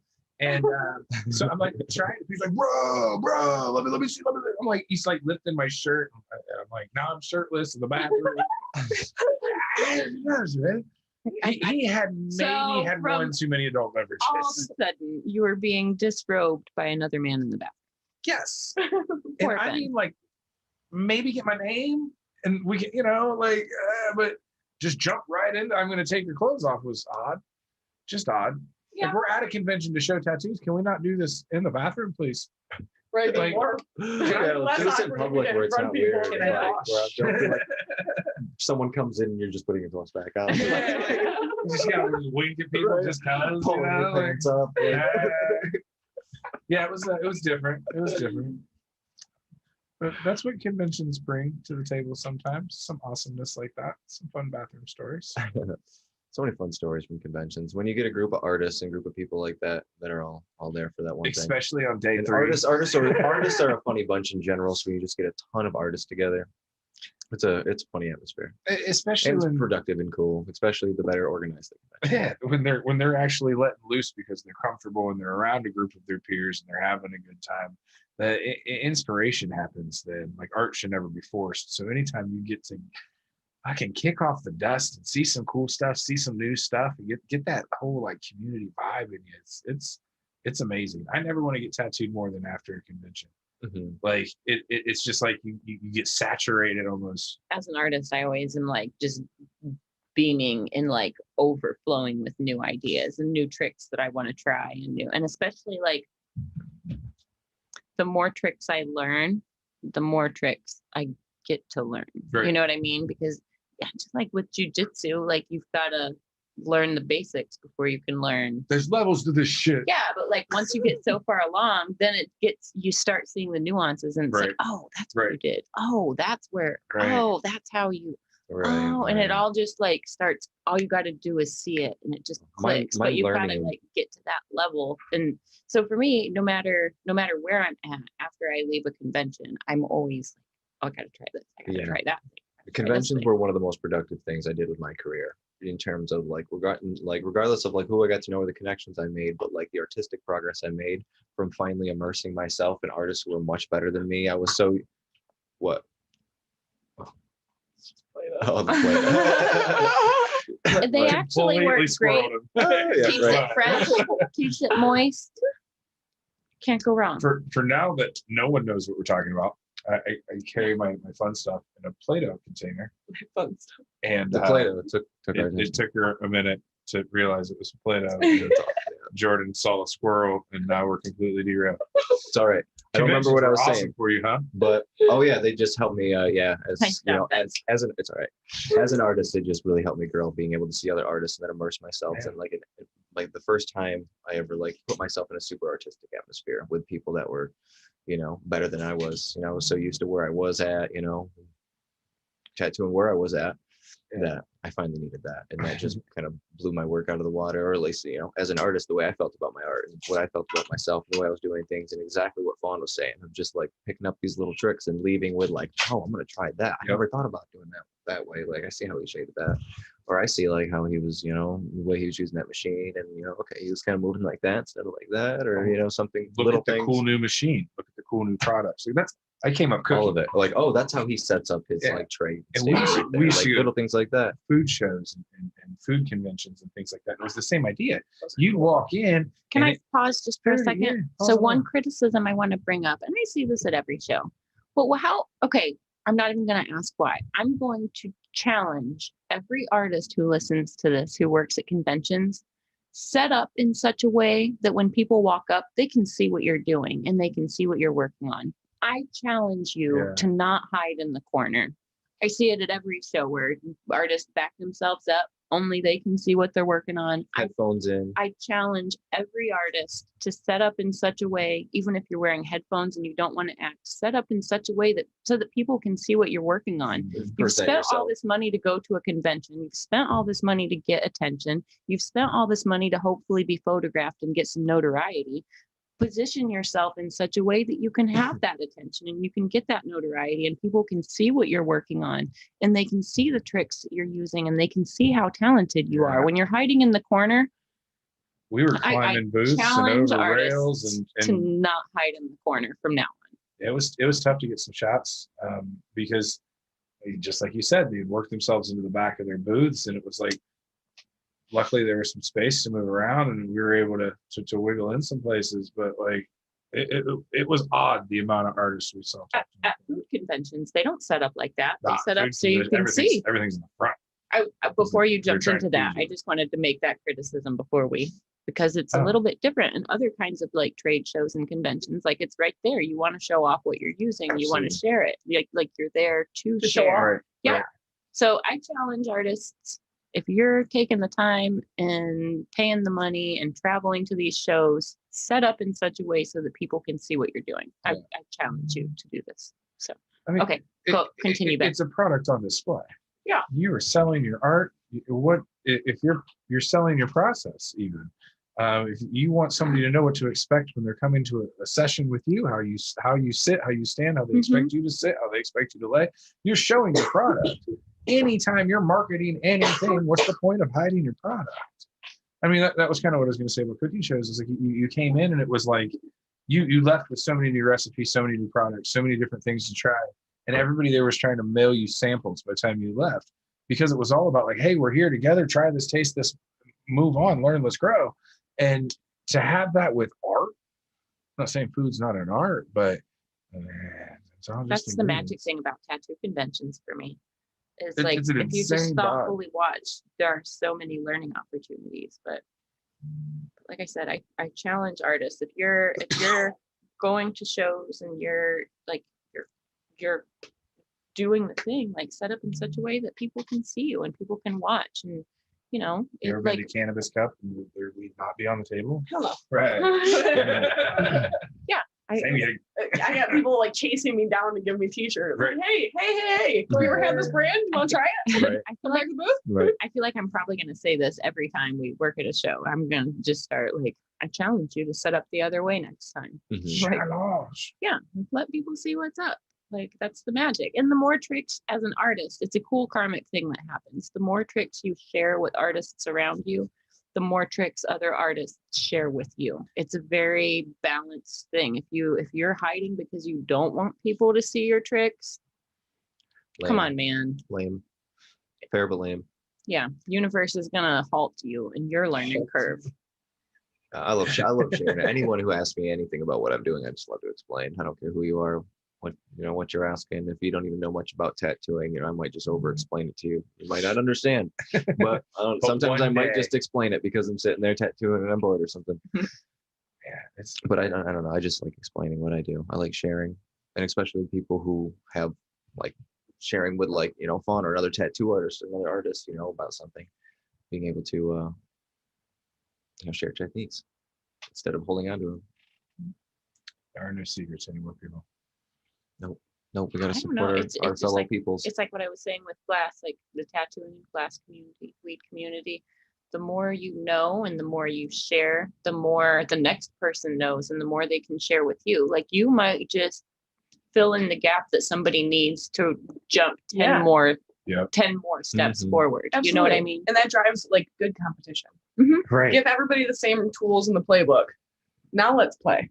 You know what I mean? Let's push to see what kind of art you can put out. When everybody has the same techniques or the skill level to do that, what are you going to choose? Right. What tools are you going to use? And like playing golf. That pushes the whole playing field even higher. It pushes that's how we evolve. Yeah, exactly. As artists. That's how the industry. Every industry. That's how you get better growth. You have everybody the same awesome strains. Right. Whatever. Right. See what new to use. See, everyone's growing up the backs of the other people who learned it. I don't know. One of the things that's super humbling for me is like I do a lot of nature tattoos and things like that. And like Marty Holcomb, the OG, is in the same building with me. So like it's like I love talking about him with clients because it's like, oh, if it wasn't for him doing his thing first, I wouldn't be doing what I do. Like, period. If it wasn't for Marty being the one to tattoo like a painter, he was the first. He was the first one to make it more than the traditional style of tattoos. Like Marty Holcomb's work is so painterly and so graceful, and there's an elegance to his work. Like even on the men that he works on, it's very elegant. You know what I mean? Like everything's elegant and very painterly and flowy. But like if it wasn't for Marty doing that first, I wouldn't be able to do 90% of what I do. It's pretty like humbling. I just every time he says hi Ben, and the fact that he knows my name, right? I got to talk to him about aliens one time, and that's what we got along about, and sat for like an hour, just sat and talked about UFO stories. When I was coming up, Marty Holcomb's name was gold. He was the standard. He's what everybody referred to, everybody's work. They had one Marty piece hanging in the shop that everybody was like, that's Marty fucking Holcomb. I was getting tattooed by Rich Cook at a Hell City way back in the day. And he was walking around, and Rich literally stopped tattooing me and was like, I'm sorry, bro. I got to get a picture with this dude. And when your tattooer stops mid-work to go take a selfie with somebody, you're like, he didn't tell me who he was, so he sat back down. I didn't, I wasn't over it. He was just like, that was Marty fucking Holcomb, bro. Like, just the clout of that name is nuts to me. Nuts to me. It's crazy to work right next to him every day. Yeah. He knows my name. It's wild, right? He hears my he hears the conversations I have. Can you change my light bulb for me, bud? Yes, sir. He's got to hear everything I'm saying every time I'm fucking like spouting off about some weird shit to my clients. Just every session. He knows you. He probably does.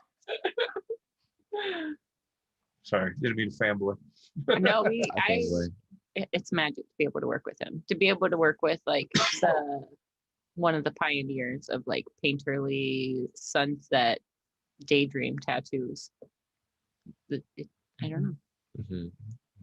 I mean, it's one of my favorite things is like, if you guys see me set up, I set up with like 3 to 5 of each color, maybe more. So like I end up with like 35 to 60 colors sometimes. And then I'll look at Marty and he's doing the same kind of stuff. He's doing these beautiful, brilliant, bright sunsets. And I'll look at his palette and he's got like teal, purple, and hot pink. Somehow, as he's tattooing, there'll be like 3 colors out. And as he's tattooing, it's like, where'd the yellow come from? How'd you get orange? You don't even, that color's not even there. Do you even have black or white out? How are you doing this? This is why I think he's a wizard. Like, I don't think he even really tattoos people. I think he just wizards it in. Maybe just wizards it in. Setting up some images of him. That's a good idea. We need to just go set up one evening. We've got a couple of guests lined up for the next couple of weeks, but I think we should just go in one evening when he's working on. He's got a couple of super regular clients that like Marty doesn't smoke weed, but his clients do, and they know that I do. So there are a few. I can find out when he's got a couple of these clients and who I know would be comfortable with us invading their space, because Marty doesn't seem to really mind at all. He kind of leaves it up to the client, but some people are more talkative and more, Yeah, some people want to shut up and stare at the wall. Yeah. Don't talk. Right. But yeah, I think we should like get hard schedule an evening show with Marty soon. I'd love that. I think it'd be awesome. You want to come be our cameraman, Ben? Podcast. I just want to do the intro. Okay. Come up with like Practice it right. Not like right now. Oh, you don't practice live. You don't practice live. We were singing earlier. What were we singing before we scared Todd away? Motherfucker singing. I am out. Nighttime podcast. Yeah. No, you're way off. Podcast. Just we did have a good song going earlier, though. It was my old friend. Hello, podcast, my old friend. So come to talk with you again. Collecting one scene off.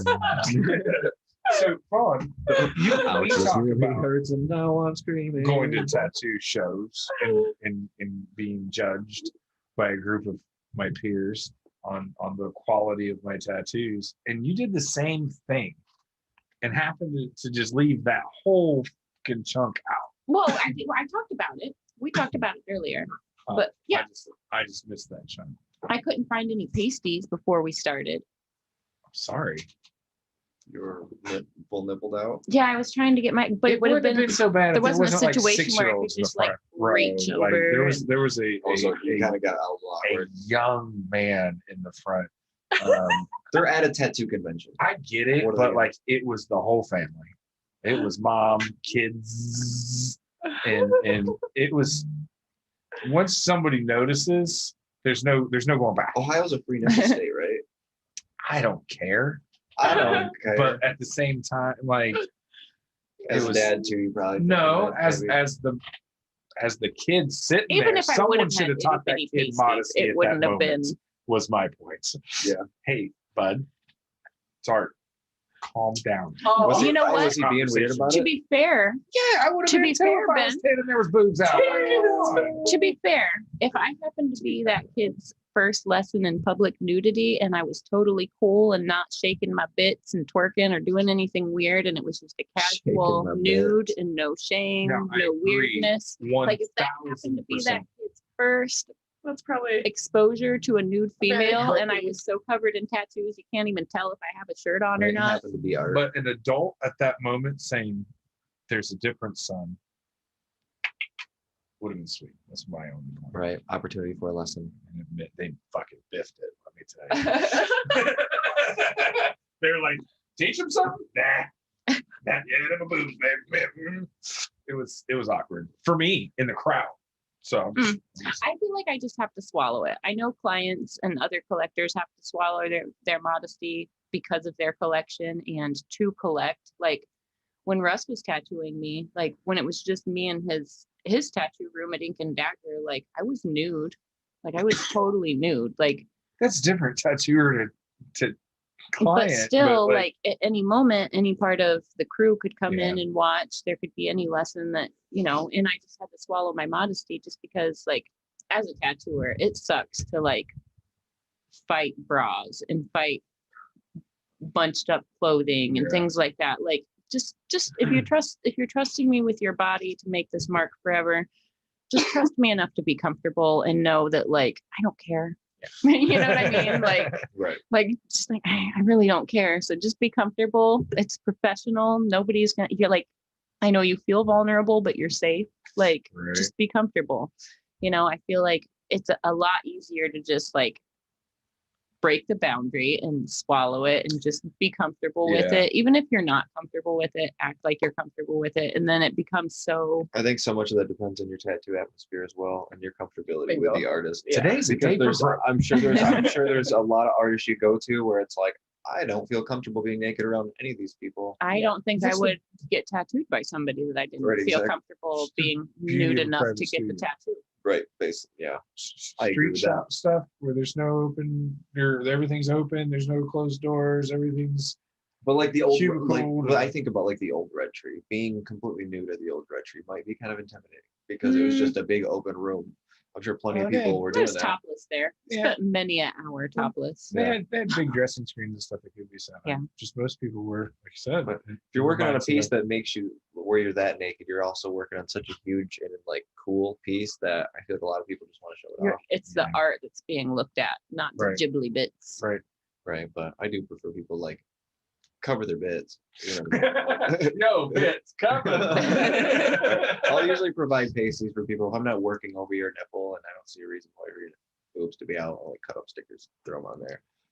Now, when we were at Tattoo the Lou and Russ was working on me, I did have a thong on and like pajama pants that I would just shimmy down. Yeah. But like I was topless, you know, like I think I might have had Ink and Dagger stickers on my nippies, but like, ooh. It doesn't feel much different. So Yeah. much changed. Oh, look at Fawn. Holding up the train. 3 microphones. I got some time. That was good.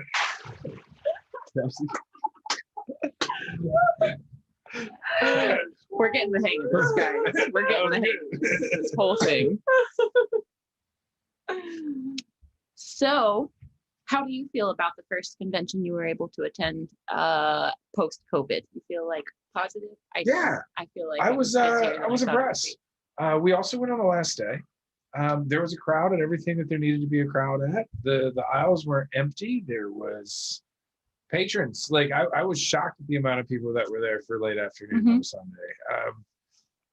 It's hope. It's not just hope for conventions. It was refreshing to see like real life just back at a normal pace. Like it was a little awkward, still wear masks and whatever, but like just to see people was kind of cool. Yeah. I haven't been in a crowd in a long time, and I'm not really a crowd guy. Like, and it was refreshing just to see normal life continuing. Yeah, I bet. And the possibility of shows opening up and getting back up and running is. And then seeing it like that and being like, okay, Hell City, yeah, this is probably gonna go pretty smooth. Yeah. Yeah, I'm super optimistic. I think by the time we come back next year, we're going to be. Oh, next year it'll be Breezy. roaring. It'll be a breeze. I'm expecting attendance No, on next year's Hell City to be insane. I volunteered our buddy Sam to help with electric and probably maybe AV stuff. I like Sam. He He can run center stage camera if he wants. Oh, he might have side camera. I'm trying to get off that camera. Just trying to pass it to somebody else now. Maybe you guys can trade off so you can run camera for Trade us. off. There's no. As soon as you walk away from your post at Hell City, you're immediately immersed into 13 other projects. What if we just put a body cam on you, like a really nice GoPro body cam, and then that's just projected on the big screen all day long. So like whatever Ben looks at is what the crowd looks There at. would be a lot of shaky footage of me running from Passing one a blood. place to another. Never. Not if your purpose was to walk around and like be that guy, to be the eyes. Hi, welcome to Hell City. Talk to my chest. You're so weird. That's how you'd be, though. I know, it's exactly how it'd be. No, it'd be. I'm excited to see it up and roaring. That might need a light on the other side. Feels like it's going out. Okay. I'm excited. I'm really after. I was already excited. I had a feeling that the conventions were going to eventually come back just fine. But after seeing this show and hearing how quickly the crowds are growing, it makes me really optimistic And that everybody we they're talked to going was to be fine. super positive. By next year, everything's going to be fine. Yeah, everybody was super positive about how their experience was as an artist there. Everybody that we talked to in the crowd was pumped on how everything was running. Like it was. Did you get any gossip while you were waiting in the competition lines? Not really. You didn't talk to the people around you? No. Okay. I do. He was worried about that family and the nipples. No, I was sitting right behind him. Ben's up on stage. He's being judged. He's got like long boxer briefs on, and I'm like in undies, little undies. So we were equally nude, but somehow one of us got more attention than the other. I wonder. It was my armpits. It was. It was the armpit. It was the armpit. I mean, it's a pretty crazy back piece. No, Have you seen her back There piece? were a few tattooers that were sitting in the front row, and as I lifted my arms, I love it. I love can we once re-show your back piece? as I show new pieces, everybody's eyes just change. Right now, I'm wearing a bra today. Okay. I'd have to like really disrobe. That's Next time I'll not wear a bra. If you want to pull I've got a picture up on my Instagram. You have to scroll back a little bit. It's not worth it though. Don't worry about it. If you want to pull up Instagram though, I do have some work that we've been talking about. I got some pictures of Ben's work that we've been working on. How are you feeling? Great. Are you over it? Are you healed? Yeah, I see. We're good.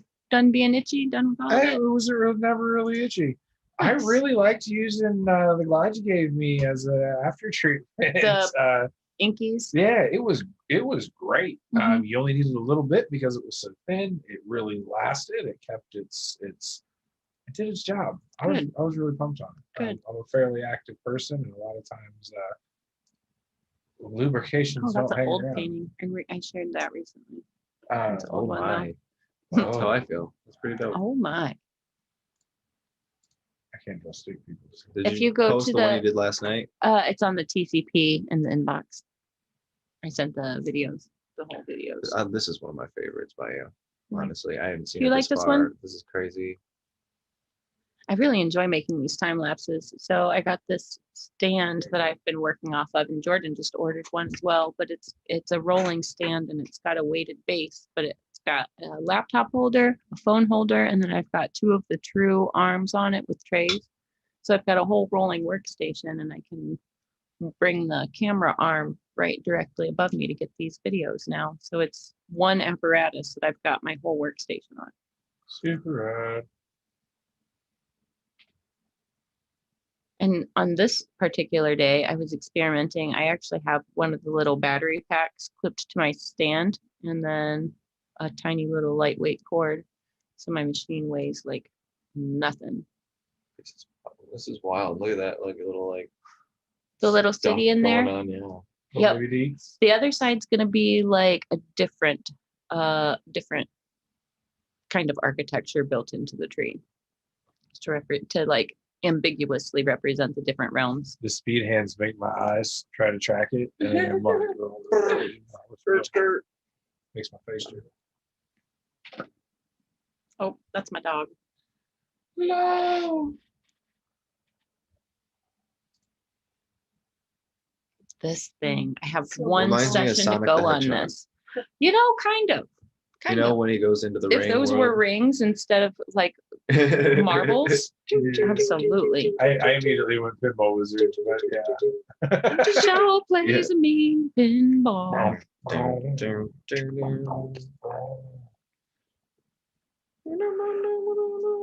That was perfect. There were no words there. That was inaudible sounds.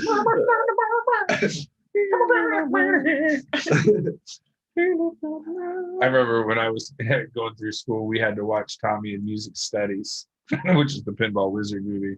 And we told our teachers, like, one day we're going to come in tripping.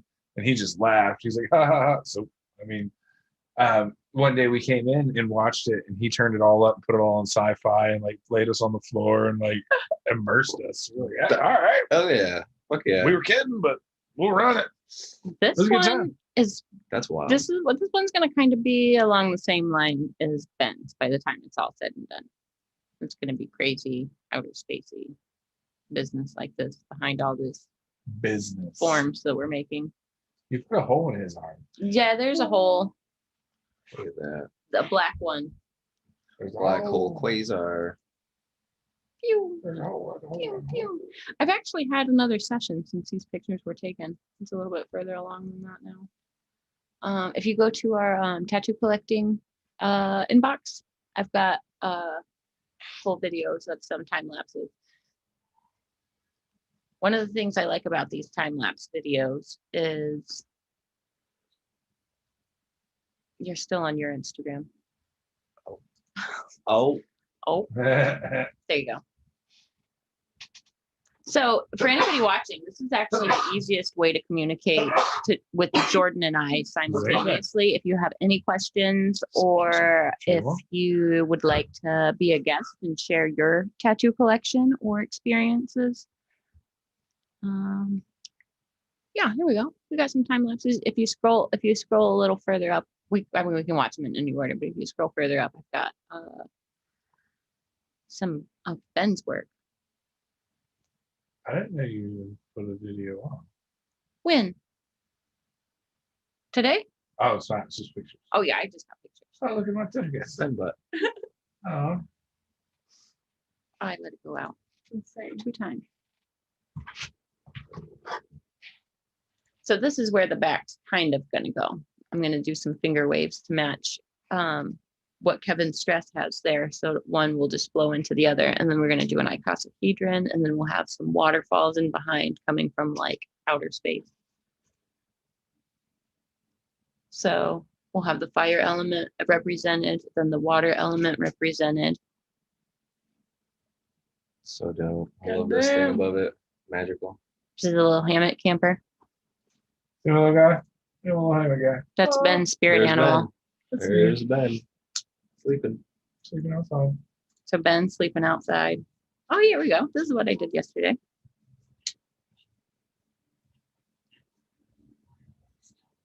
I love playing with the mirrors. Gone fish. Probably blew that guy's So mind. amazing. Probably blew his mind. Look at his eyes. This was looking all- at his tattoo. You can see You his can see cheeks it like crazy. Like, holy yeah. fuck, that's on me. It was all one session too. We started Really? and finished that yesterday. Holy shit.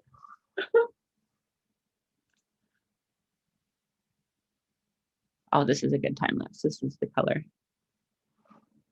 Yeah, these things truly make me dizzy. One of the things that made this possible to complete in a day like this is that a majority of it is actually black and gray. The sky and the water are really all that are color. If this would have all been a full color piece, this definitely would have been a 2-session project. If it would have wrapped the underarm, it would have been 3, but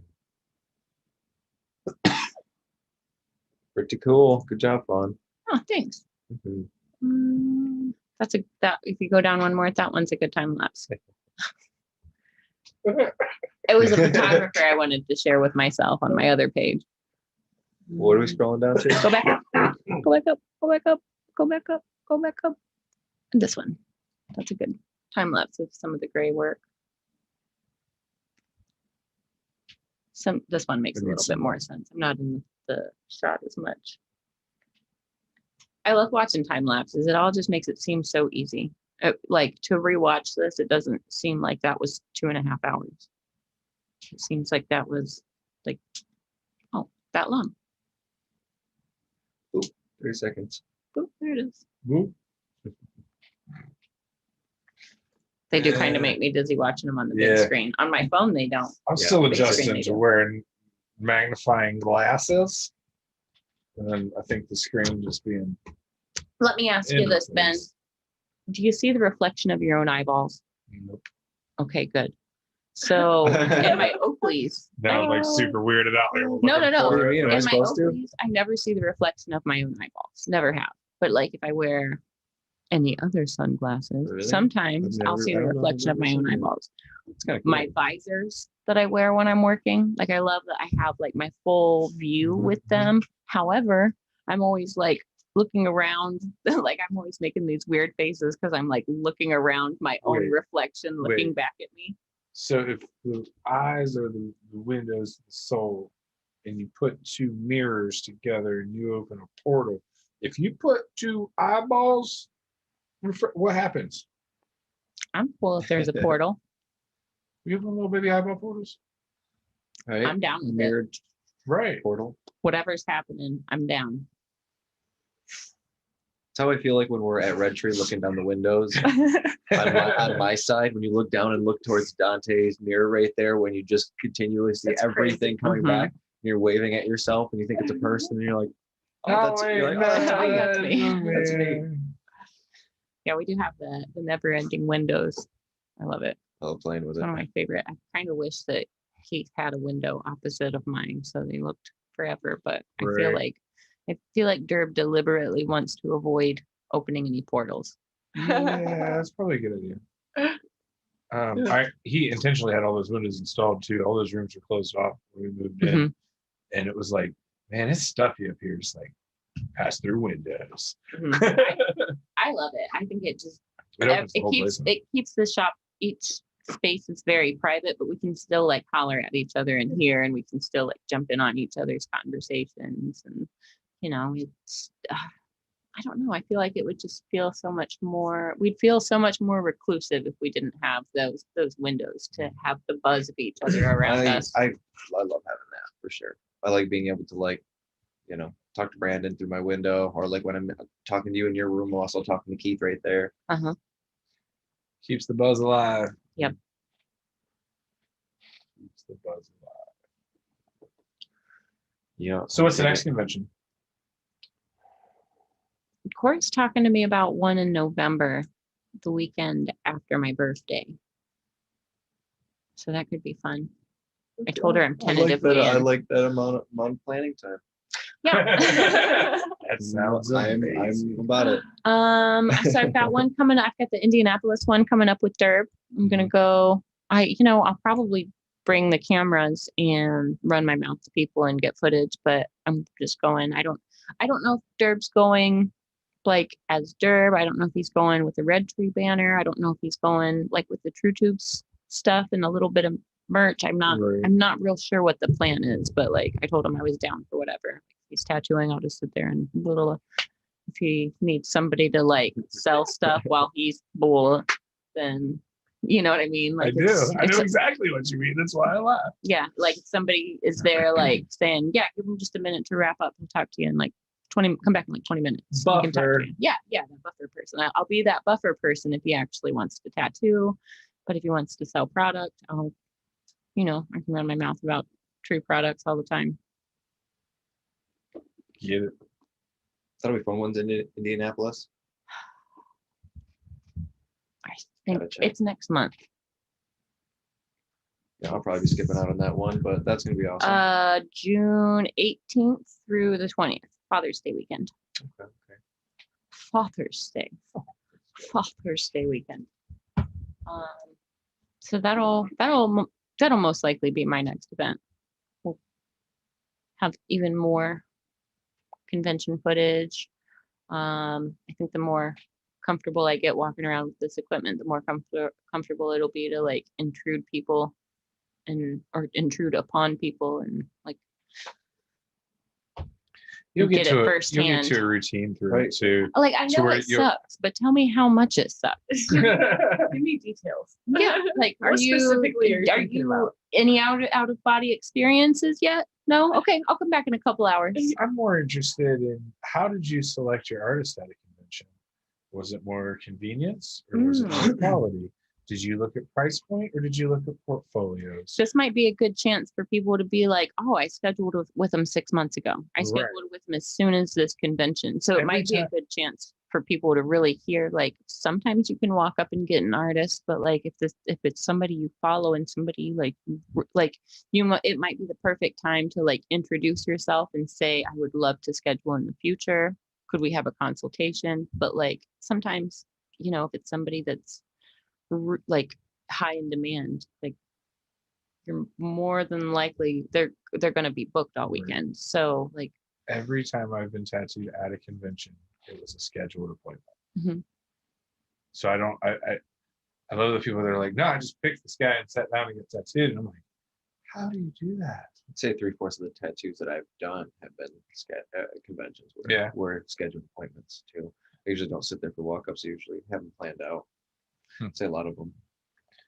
I got one little one that was a walk-up at a convention, but it was also like I hit her up early in the day while she was setting up for her very first one. And she's like, yeah, this will probably take me like 6 hours. I can get you in this evening. Thanks. So that's, in my case, that was the trick, is I had to like be there early, walk around, figure out who I liked. I knew what style I wanted and I knew what I wanted wasn't very big.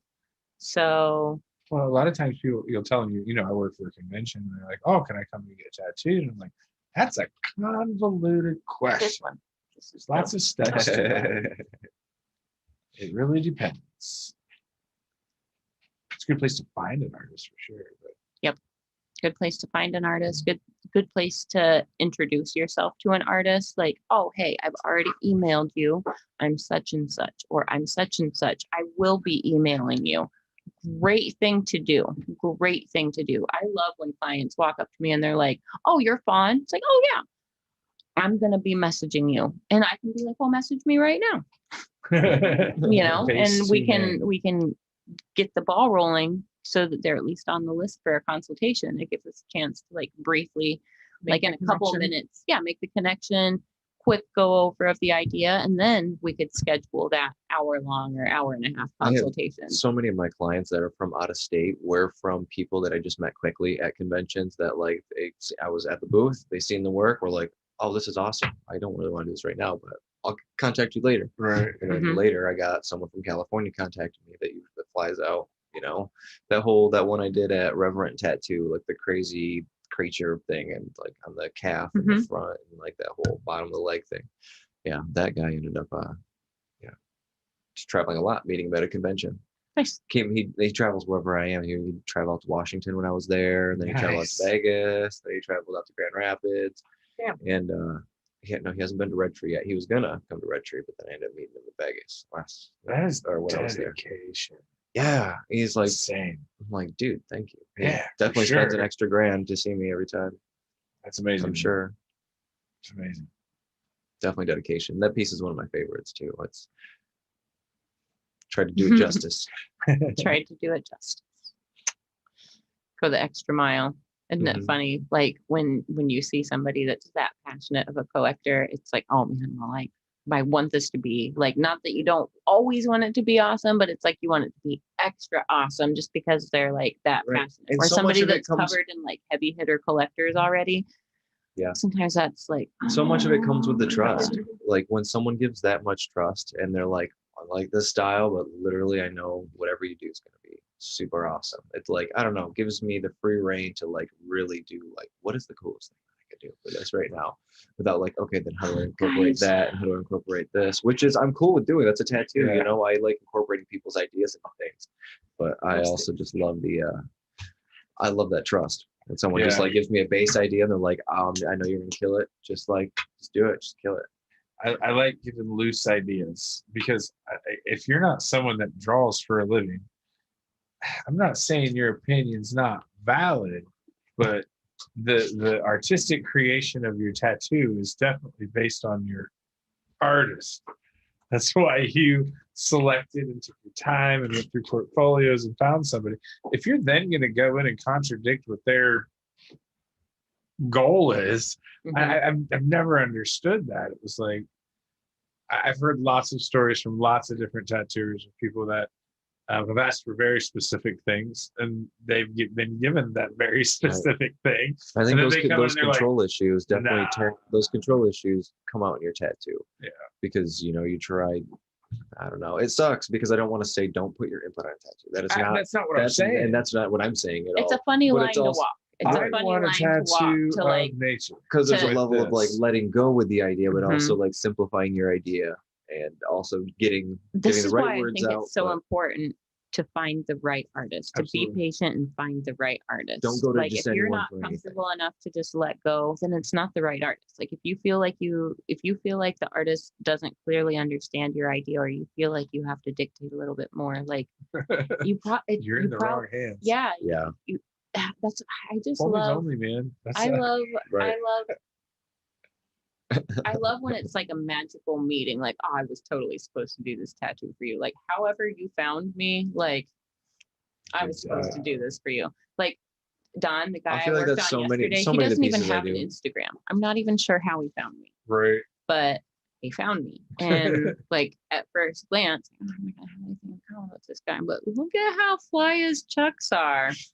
All right. And then he's into classic cars, and he's into art, and he's into nature, and like all these things that we have in common. Oh, and like joined me on safety brakes. Like, oh, great. Like all the things. Like I had no idea like my bestie was walking in.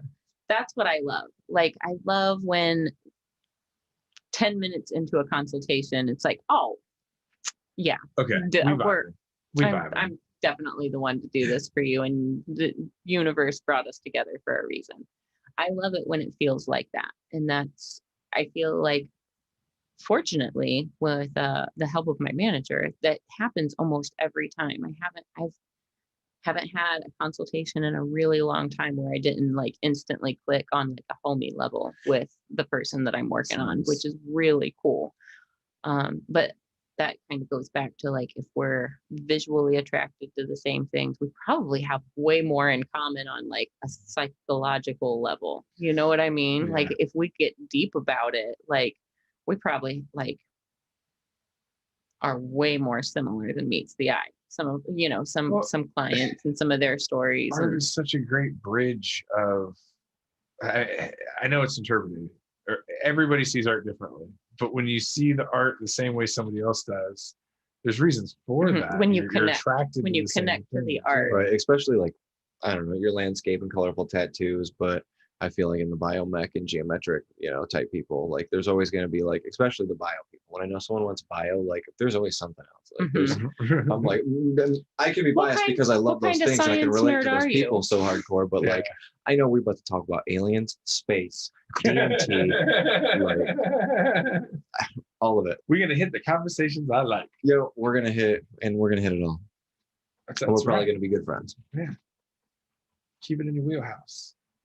I mean, I'm super selective of who I get tattooed by, because I've always had a homie only policy. Like it was weird to have to even try to find new artists, because it was like, I don't want to search artists. I want to know people and then get tattooed by them. So for those of us listening who haven't met Ben is a prolific tattoo collector. Prolific. I mean, you're almost covered. You're close to a bodysuit. An award-winning. I am now tattoo award-winning tattoo collector. That's hilarious. Talk about making shirts. That's insane.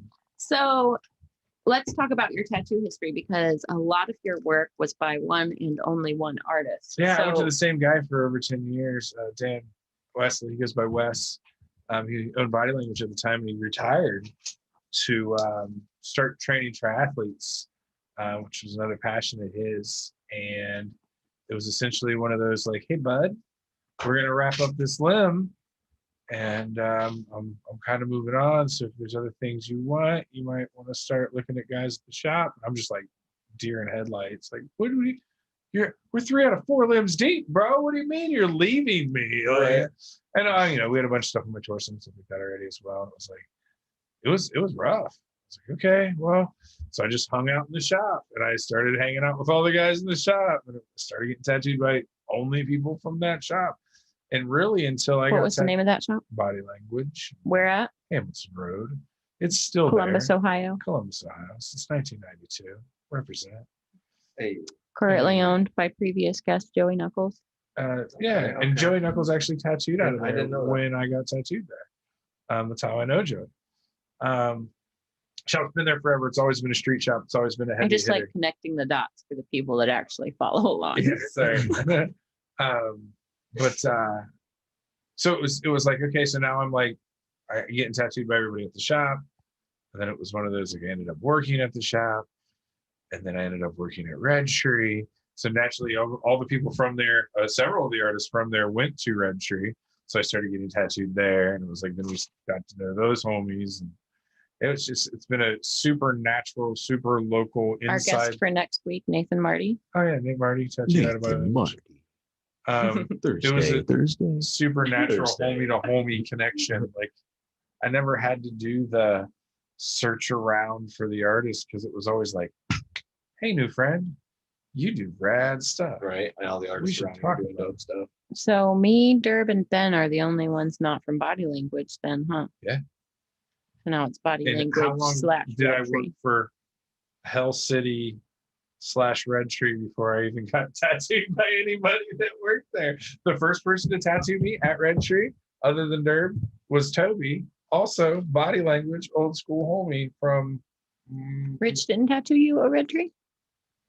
New Red Tree. Once No, everybody New Red moved. Tree. Yeah. Yeah. Okay. But yes, I was Red Red Tree Kevin 2.0. Stress and Rich Cook tattooed me at Old Red Tree. Okay. But when we were moving everything over, and I was actually working for Red Tree, like it was still a year or so before I got tattooed by anybody else that worked at the shop. You got tattooed by Toby first, didn't Toby, yeah. Again, old school Body Language. Known him since I was in my 20s. So. Toby should be in town. Yes, he's here. Toby and the Hellcat. Yes, sir. Yeah. I have what's the word? Tentative is the word I was looking for. Moment of time with him. I'm very excited to give him creepy hugs. I need you, when you see him, tell him that I need help moving some heavy furniture in my van. Is he gonna laugh? Yes. Okay. We had, when Toby and I worked, next door to each other, side by side at Red Tree. And Toby and I, like, believe it or not, Toby is like kind of dark. And people don't necessarily think that I can be that way, but I kind of have a dark sense of humor. So, like, Silence of the Lambs is one of my favorite movies. So, when he kidnaps the girl, he's got his fake broken arm. Could you help me move this heavy furniture into my van? In moments of silence where, like, Toby's client wouldn't be talking and my client wouldn't be talking, it would just be like creepy Hannibal Lecter creepiness back and forth. I will try to remember. But yeah, I'm very excited. I miss Toby. You're my boy, Toby. You're my boy. You're my boy. I hated the rat on the side of my head. Like, it was a different experience getting your dome tattooed. It wasn't that the application hurt so bad. It was like my teeth rattled the whole time because, I mean, your head's pressed into Yeah. It was more of the awkward placement than the actual application of the tattoo. It's really a weird sensation. Get the damn done. I feel like it was hot, just hot for me. Yeah. Hot, hot. I mean, it was more tolerable than I thought it was going to be. I was so nervous the first time I got my head work done, but it ended up being not so bad. And you just It was like just hot, like on back behind my ear. Hot. jaw vibrate. Yeah. Mine Did it make your mine jaw didn't hurt vibrate too when bad, but when I zapped the other side? No, it was the same. It's more of just like connected to the machine. It's not a pain. That like electric. Yeah, it's not it's not. I It's feel a you. discomfort. It's a Intensity. weird, like I can feel when you turn the machine into Mhm. my skin through my face. right. Yeah. I thought you Um, were talking about the jackhammer effect, No, but you're no, no, actually no, talking like- about that electric. No, Current. it wasn't. I'm not saying it didn't hurt. I think all tattoos hurt. I'm pretty whiny when it comes to getting tattoos. And like, but it wasn't like an extreme out of body discomfort. It was more this like electric connected. Literally, the best way I can say it, like, feel it in my jaws. But yeah, like, you can feel it in your jaws, you can feel it in your teeth. It felt like you were chewing on a face plastic ball. tattoos like the inside jaw area? No. Nah. Stephen Wheeler. Well, you know what? I Did take half that of his back. I have face done one. completely. That was my first like actual face tattoo. We did it all Polynesian, real fine like Maori line work. I have done one. And that was my first time like doing that. But it's when you're stretching the skin, it's so weird because like you feel the skull, you feel like the jawbone, you feel teeth, and you feel like the jawbone here, you feel like inside the nose and like No pressure. so it's like you can feel where you're going. Yeah, no pressure for No sure. pressure. Like, whatever. It's what You got want, one man. shot. Right, I got you, man. You talk me into it. Look good though. I was down for it. I like that he's walking around with that on his face. Proud of the piece for sure. Should be. He just yeah, the face. The Face face. is a weird spot to tattoo. The skin is so thin. It's really I'm thin cool. skin. I'm still Weird technically in sales, so I don't know if I can rock the face tatty. No, tribal, full tribal. I don't know if it's for me, man. I can see it. Oh, I got enough. I can see it. Just throw that card out See reptile skin. there. I'm cool. Hey, whatever floats your boat. Unless you want to do the inside of my eyelids. The inside. Inside. So What when would you get close your on eyes the and inside? look into the light, you see it. Always time. Oh gosh. Or say good morning. Always sleep towards the sun. So when you wake up. Good But morning. then it says it backwards. Like That's on you. You'd have to do it like a mirror. Sure, There's that's on you. a button on the iPad for that, bro. We can make this one. There's a button on the iPad. A reverse If mirror. only it was all that simple. There's a button on No, the iPad. We're iPad talking for that. letters. I'm sure you can figure it out. With Jigger. We'll figure it out. I don't have the technical know-how to operate the machinery. I'm sure My someone eyes are does. getting dry and itchy for some reason. Could it be Really, that I this feel like room we've is gotten to the point not where we are properly hotboxing the entire ventilated? living room. The fan is on. We got you're gonna turn both those into exhausts. Yeah, man. wonder I can't breathe. I walked in and was like, "Oh, Just why hello?" coming out I like walked the by air the pressure window. just push the air out. So you Yeah, it was pungent. well, I knew I was going to the right place. You nice. just smell it outside. Yeah, Hell at the yeah. car. Yeah. Yeah, I'm calling it. Maybe we should look into some carbon filters. I honestly I have one. The only reason I was using it in here. I stopped because the fan's so loud on it to do Yeah. anything on it. Because it like takes a lot of air to pull through. Like I got one of those can filters. All right. So what you're saying is we go low tech. We get 6 tubes of paper towels, one half Making of Dryer sheets. dryer sheets. Yep. Some rubber bands. Give them shovey shoves. Put it in front of the fan. Throw it in that fan. All your neighbors will think you just running laundry all day. They're like, man, he must really keep up on his linens. He must really keep up on his linens. I'll tell you what. I try. tell you what. I went straight King of Hill in like 2 seconds. I tell you what. I tell you. I want to talk about a classic. It's one of my favorites. That's Honestly, one of those shows I can just put on and I don't have to watch it because I know what's happening. Right. It's not that I'm not paying attention. I'm laughing with it. The screen plays right here. I don't need to even make contact. Dale, you giblet head. Here, giblet. Here. Yeah, it's a fun. It's one of my favorite like derogatory statements to someone. Oh, giblet head. Fucking nasty. Giblet head. Giblet head. Fucking giblet head. What, you don't like the table?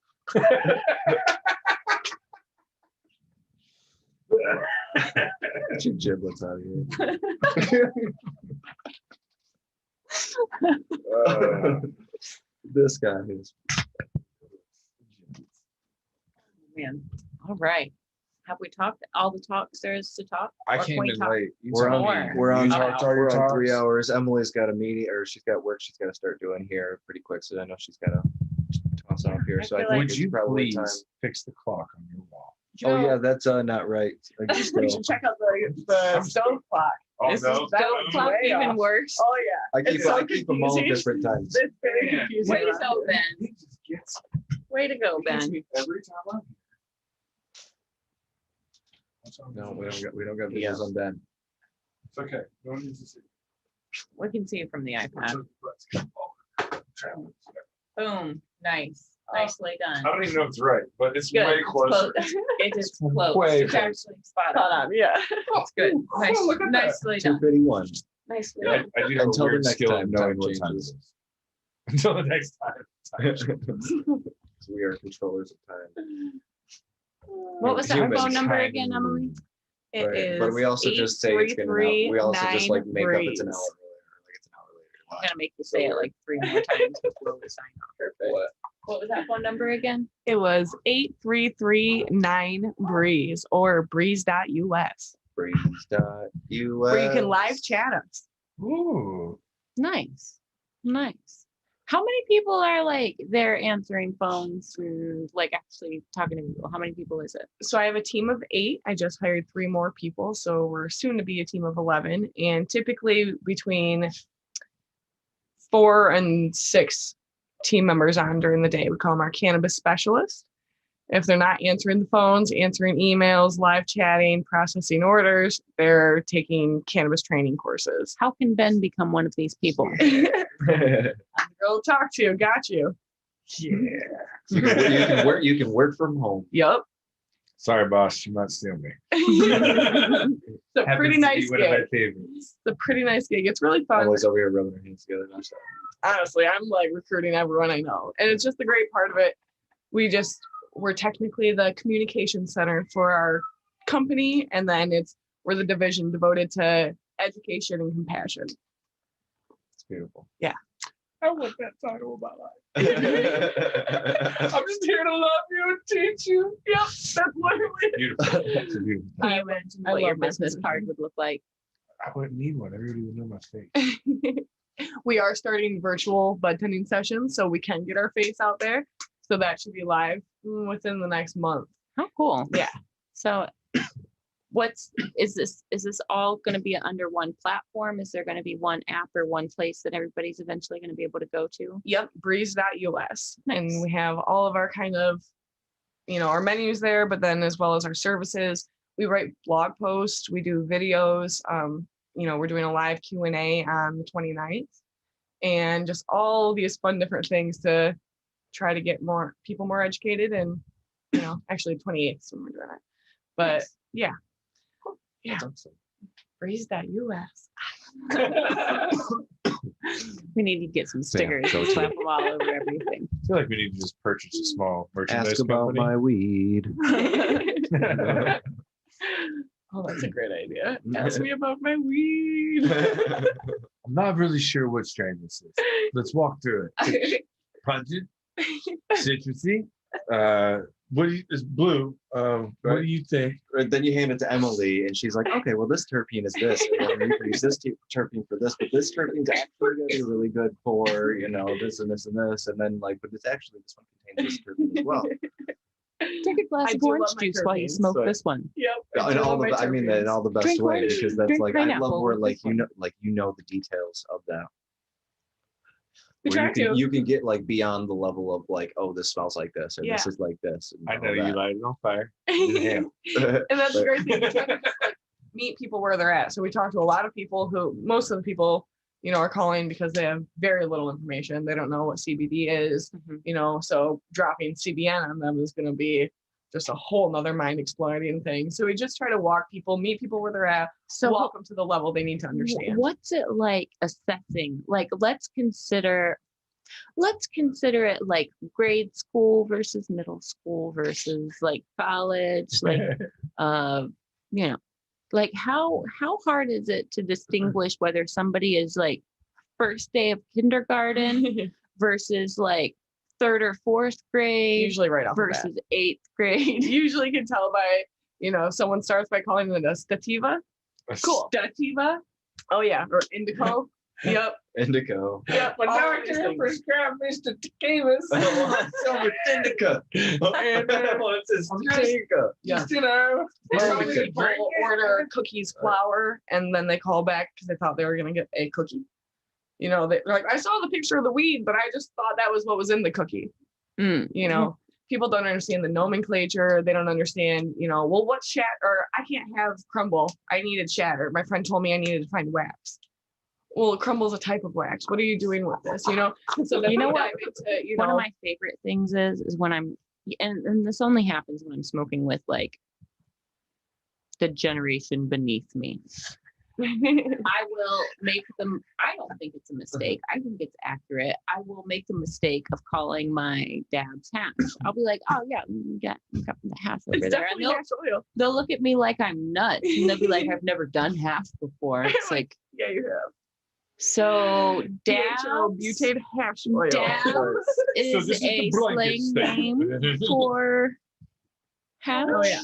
Hash. Trust and believe Any we have of a the very concentrated large forms. training session on that because that is people's main confusion with concentrates. And then they'll see the word concentrate, be like, I don't want concentrated things. You're like, well, that's what dabs are, wax is. So we were just really diving okay, well, can I ask how you're using this product? Oh, I have this thing where I just get the bottom hot and I suck it up. Okay, great. So we're going to stay away from crumble. What you're looking for is something saucy. Trust me, shatter might have been something that worked well, but let's try it, a batter. Try it the way I'm telling you and just trying to put people on game a little bit and giving them the personal tips of the stuff you can't read online. You know what I mean? Unless you're in a deep Reddit thread somewhere. That's your loss. Yeah. And that's the thing too. Even when we're doing our training, it's, I'll have to reference 15 different sources and then call the industry professionals I know to be like, okay, so I read online, this does work like this, but then I also read it doesn't, from two seemingly reputable sources. So it takes a lot of trial and error to find the correct source of knowledge. You know what I mean? And the truth of it all, we're all still learning so much. I learn something new every day. At some point, you just stop and be like, well, let's just try it. Oh, absolutely. That's See what happens. absolutely. And that is when we write a blog right now. I have one of my team members writing a blog about Delta 8 and the effects and all this stuff. And, she had all the science part of it down. And we're like, okay, well, we just got to get you the products to do your own actual research and see what your effects are and, log them, track them, give your personal experience. And that's the most powerful thing about cannabis. It still relies on personal experience. You need guinea pigs? Can you write? I get right like a motherfucker. It's normally text to type, but yeah. That's what I was saying. We could be doing tastings right now and product reviews. Oh yeah, this weed from this guy. Honestly, that's the best part of my job. I get sent to different grow ops to write, reviews afterwards. I just did an unboxing for those pre-rolls. Just did a RSO video, which I was really excited about. My company has a new 1-to-1-to-1-to-1 RSO. So it's 20% THC, CBN, CBD, and CBG, and just ultra healing. So the trifecta. Ooh, yeah, the quadfecta. Just full spectrum ultimate. There's a little bit of CBC as well. So it just has this like super holistic feeling. For me, I could probably eat the whole thing and not feel super high. Maybe half the thing and not feel super high. But what I got to do. yeah, and just, you know, the CBG adds just like this awesome alertness, and the CBD combined with it, CBN helps like break any anxiety that the THC brings.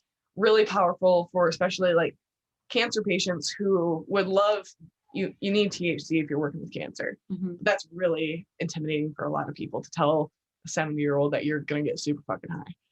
So being able to be like, oh, try this other RSO, which also has that full spectrum plant-based medicine, but all these other major cannabinoids that are in there are going to help reduce some of those negative side effects of THC, like being too psychoactive and causing the paranoia and the worry. So just it makes the transfer of the THC way easier on people. Okay. You're like a weed cyclopedia. I love it. So one of the things when I like talking to people about weed, and like, so my sister and I are always comparing what we have, and we're always talking about how tasty it is, what it tastes like. It tastes like that, smells like that, reminds us of this, that, or the other. Or this is supposed to be this, but I think it's really this. That happens a lot. Or this is supposed to be this, but like, do you remember maybe they 6 didn't weeks ago flush when we it. had that one stuff? Yeah, it's not the same. It's way better. Closer to that. So I always use Blue Dream, like good Blue Dream as my medium. Like that's my baseline. It's Do you agree that that's a good like it's the one everybody baseline? understands and knows and has seen It's a million creamy, variations it's of. cheesy, and it's just like Or glue. Just because my personal preferences lie on the more gassy side. So I feel like glue is that baseline of this is gluier, this is more cookie. You know what I mean? It's that same idea. And then when you look at the more sativa side of things, is this more pineapple-y, you know, or is this more blue dreamy? Yep. In my circle, we use that as that's our zero, and then we radiate from there. Can we build a chart, please? I would love to see. Yeah, I feel like, and I don't feel like it really is the true medium. I feel like it is, like I said, it's a little on the creamy and it's a little bit on the like blue cheesy side. However, it's just the closest to middle. Like if it was just a little bit skunkier, I think that would push it more right towards the bullseye in the center of the chart. But it's close. It's very close to middle to me. Piney. Very tiny. Piney. Yep. Oh, Blue Dream. You're my boy, Blue. You're my boy. Funny strain. It's a good strain for dabs too. Blue Dream hash is always great, I think. I got my hands on some Blue Dream scissor hash one time. See, like scissor hash I like, but when it gets like super concentrated into like a live resin, not my favorite terp to be like all up in my face. Scissor hash of any variety is my most favorite trait. Yeah. Anybody listening, scissor hash. I like it, but I've also smoked so much scissor hash. It's I like taking it's it. pretty believable to any other grower because they all encounter lots of scissor Yeah. hash. But at the same time, like I remember just smoking so much of it. It's like I like it, and then I don't like it, and I like it, and I don't. And then I'm like, oh, it's just so much moisture and shit. You can't eat fillets all the time, man. Unless you like sit and dry it out, though. I mean, that's one thing. But I always usually, it'd be get it like in a I'd little have like a tiny ball. I'd little be like, all right, nuggets. we'll just pack that ball up. Everything in moderation, including moderation.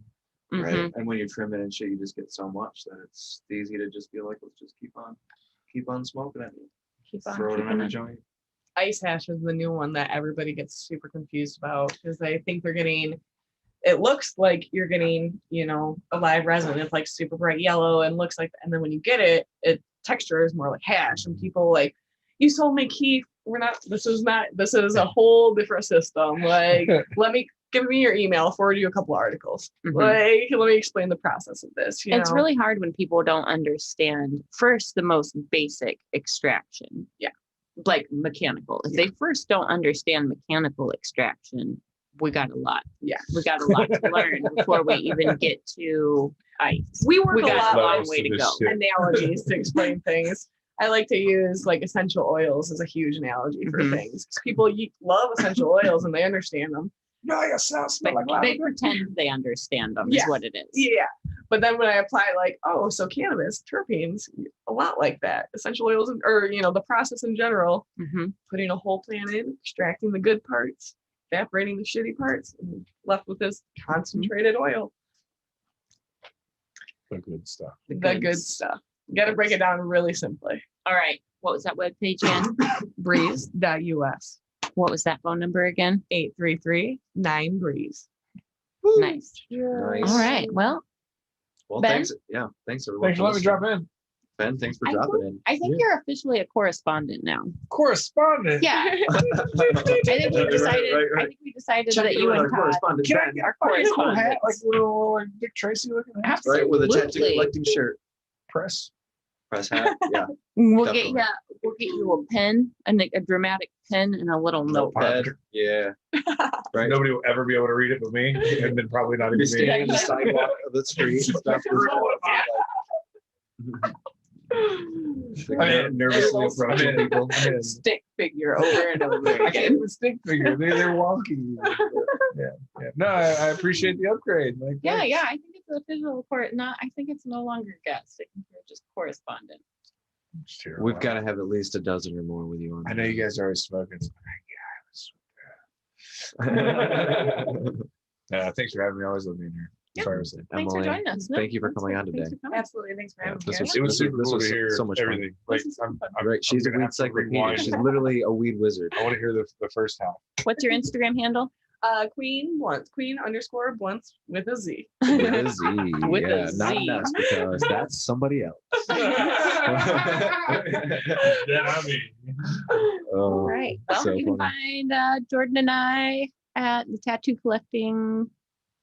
.com or Reinventing the Tattoo. We're streaming Download the app. every Thursday. Make a login. I It's don't know free. what platform you're listening on, but if you happen to be on YouTube or one of the other platforms, go ahead, download the Reinventing app. It's free, it's easy, and it's immediate. You get like this live stream when it's happening, and there's several others like throughout the week, every week. And they're whether you're a tattooer or It's artistic, they're, guys. It's they're, not they're artistic good to goals. listen to and watch. It's things I paid thousands of dollars to do in the past, and now are just there for free. Yep. People to snatch up. And it's like if you watch these events live, it's a really good way. Like if you interact, if you ask questions, they'll actually get answered. Like you have a direct connection to like world-renowned artists and instructors. So it's really cool. So Really wild.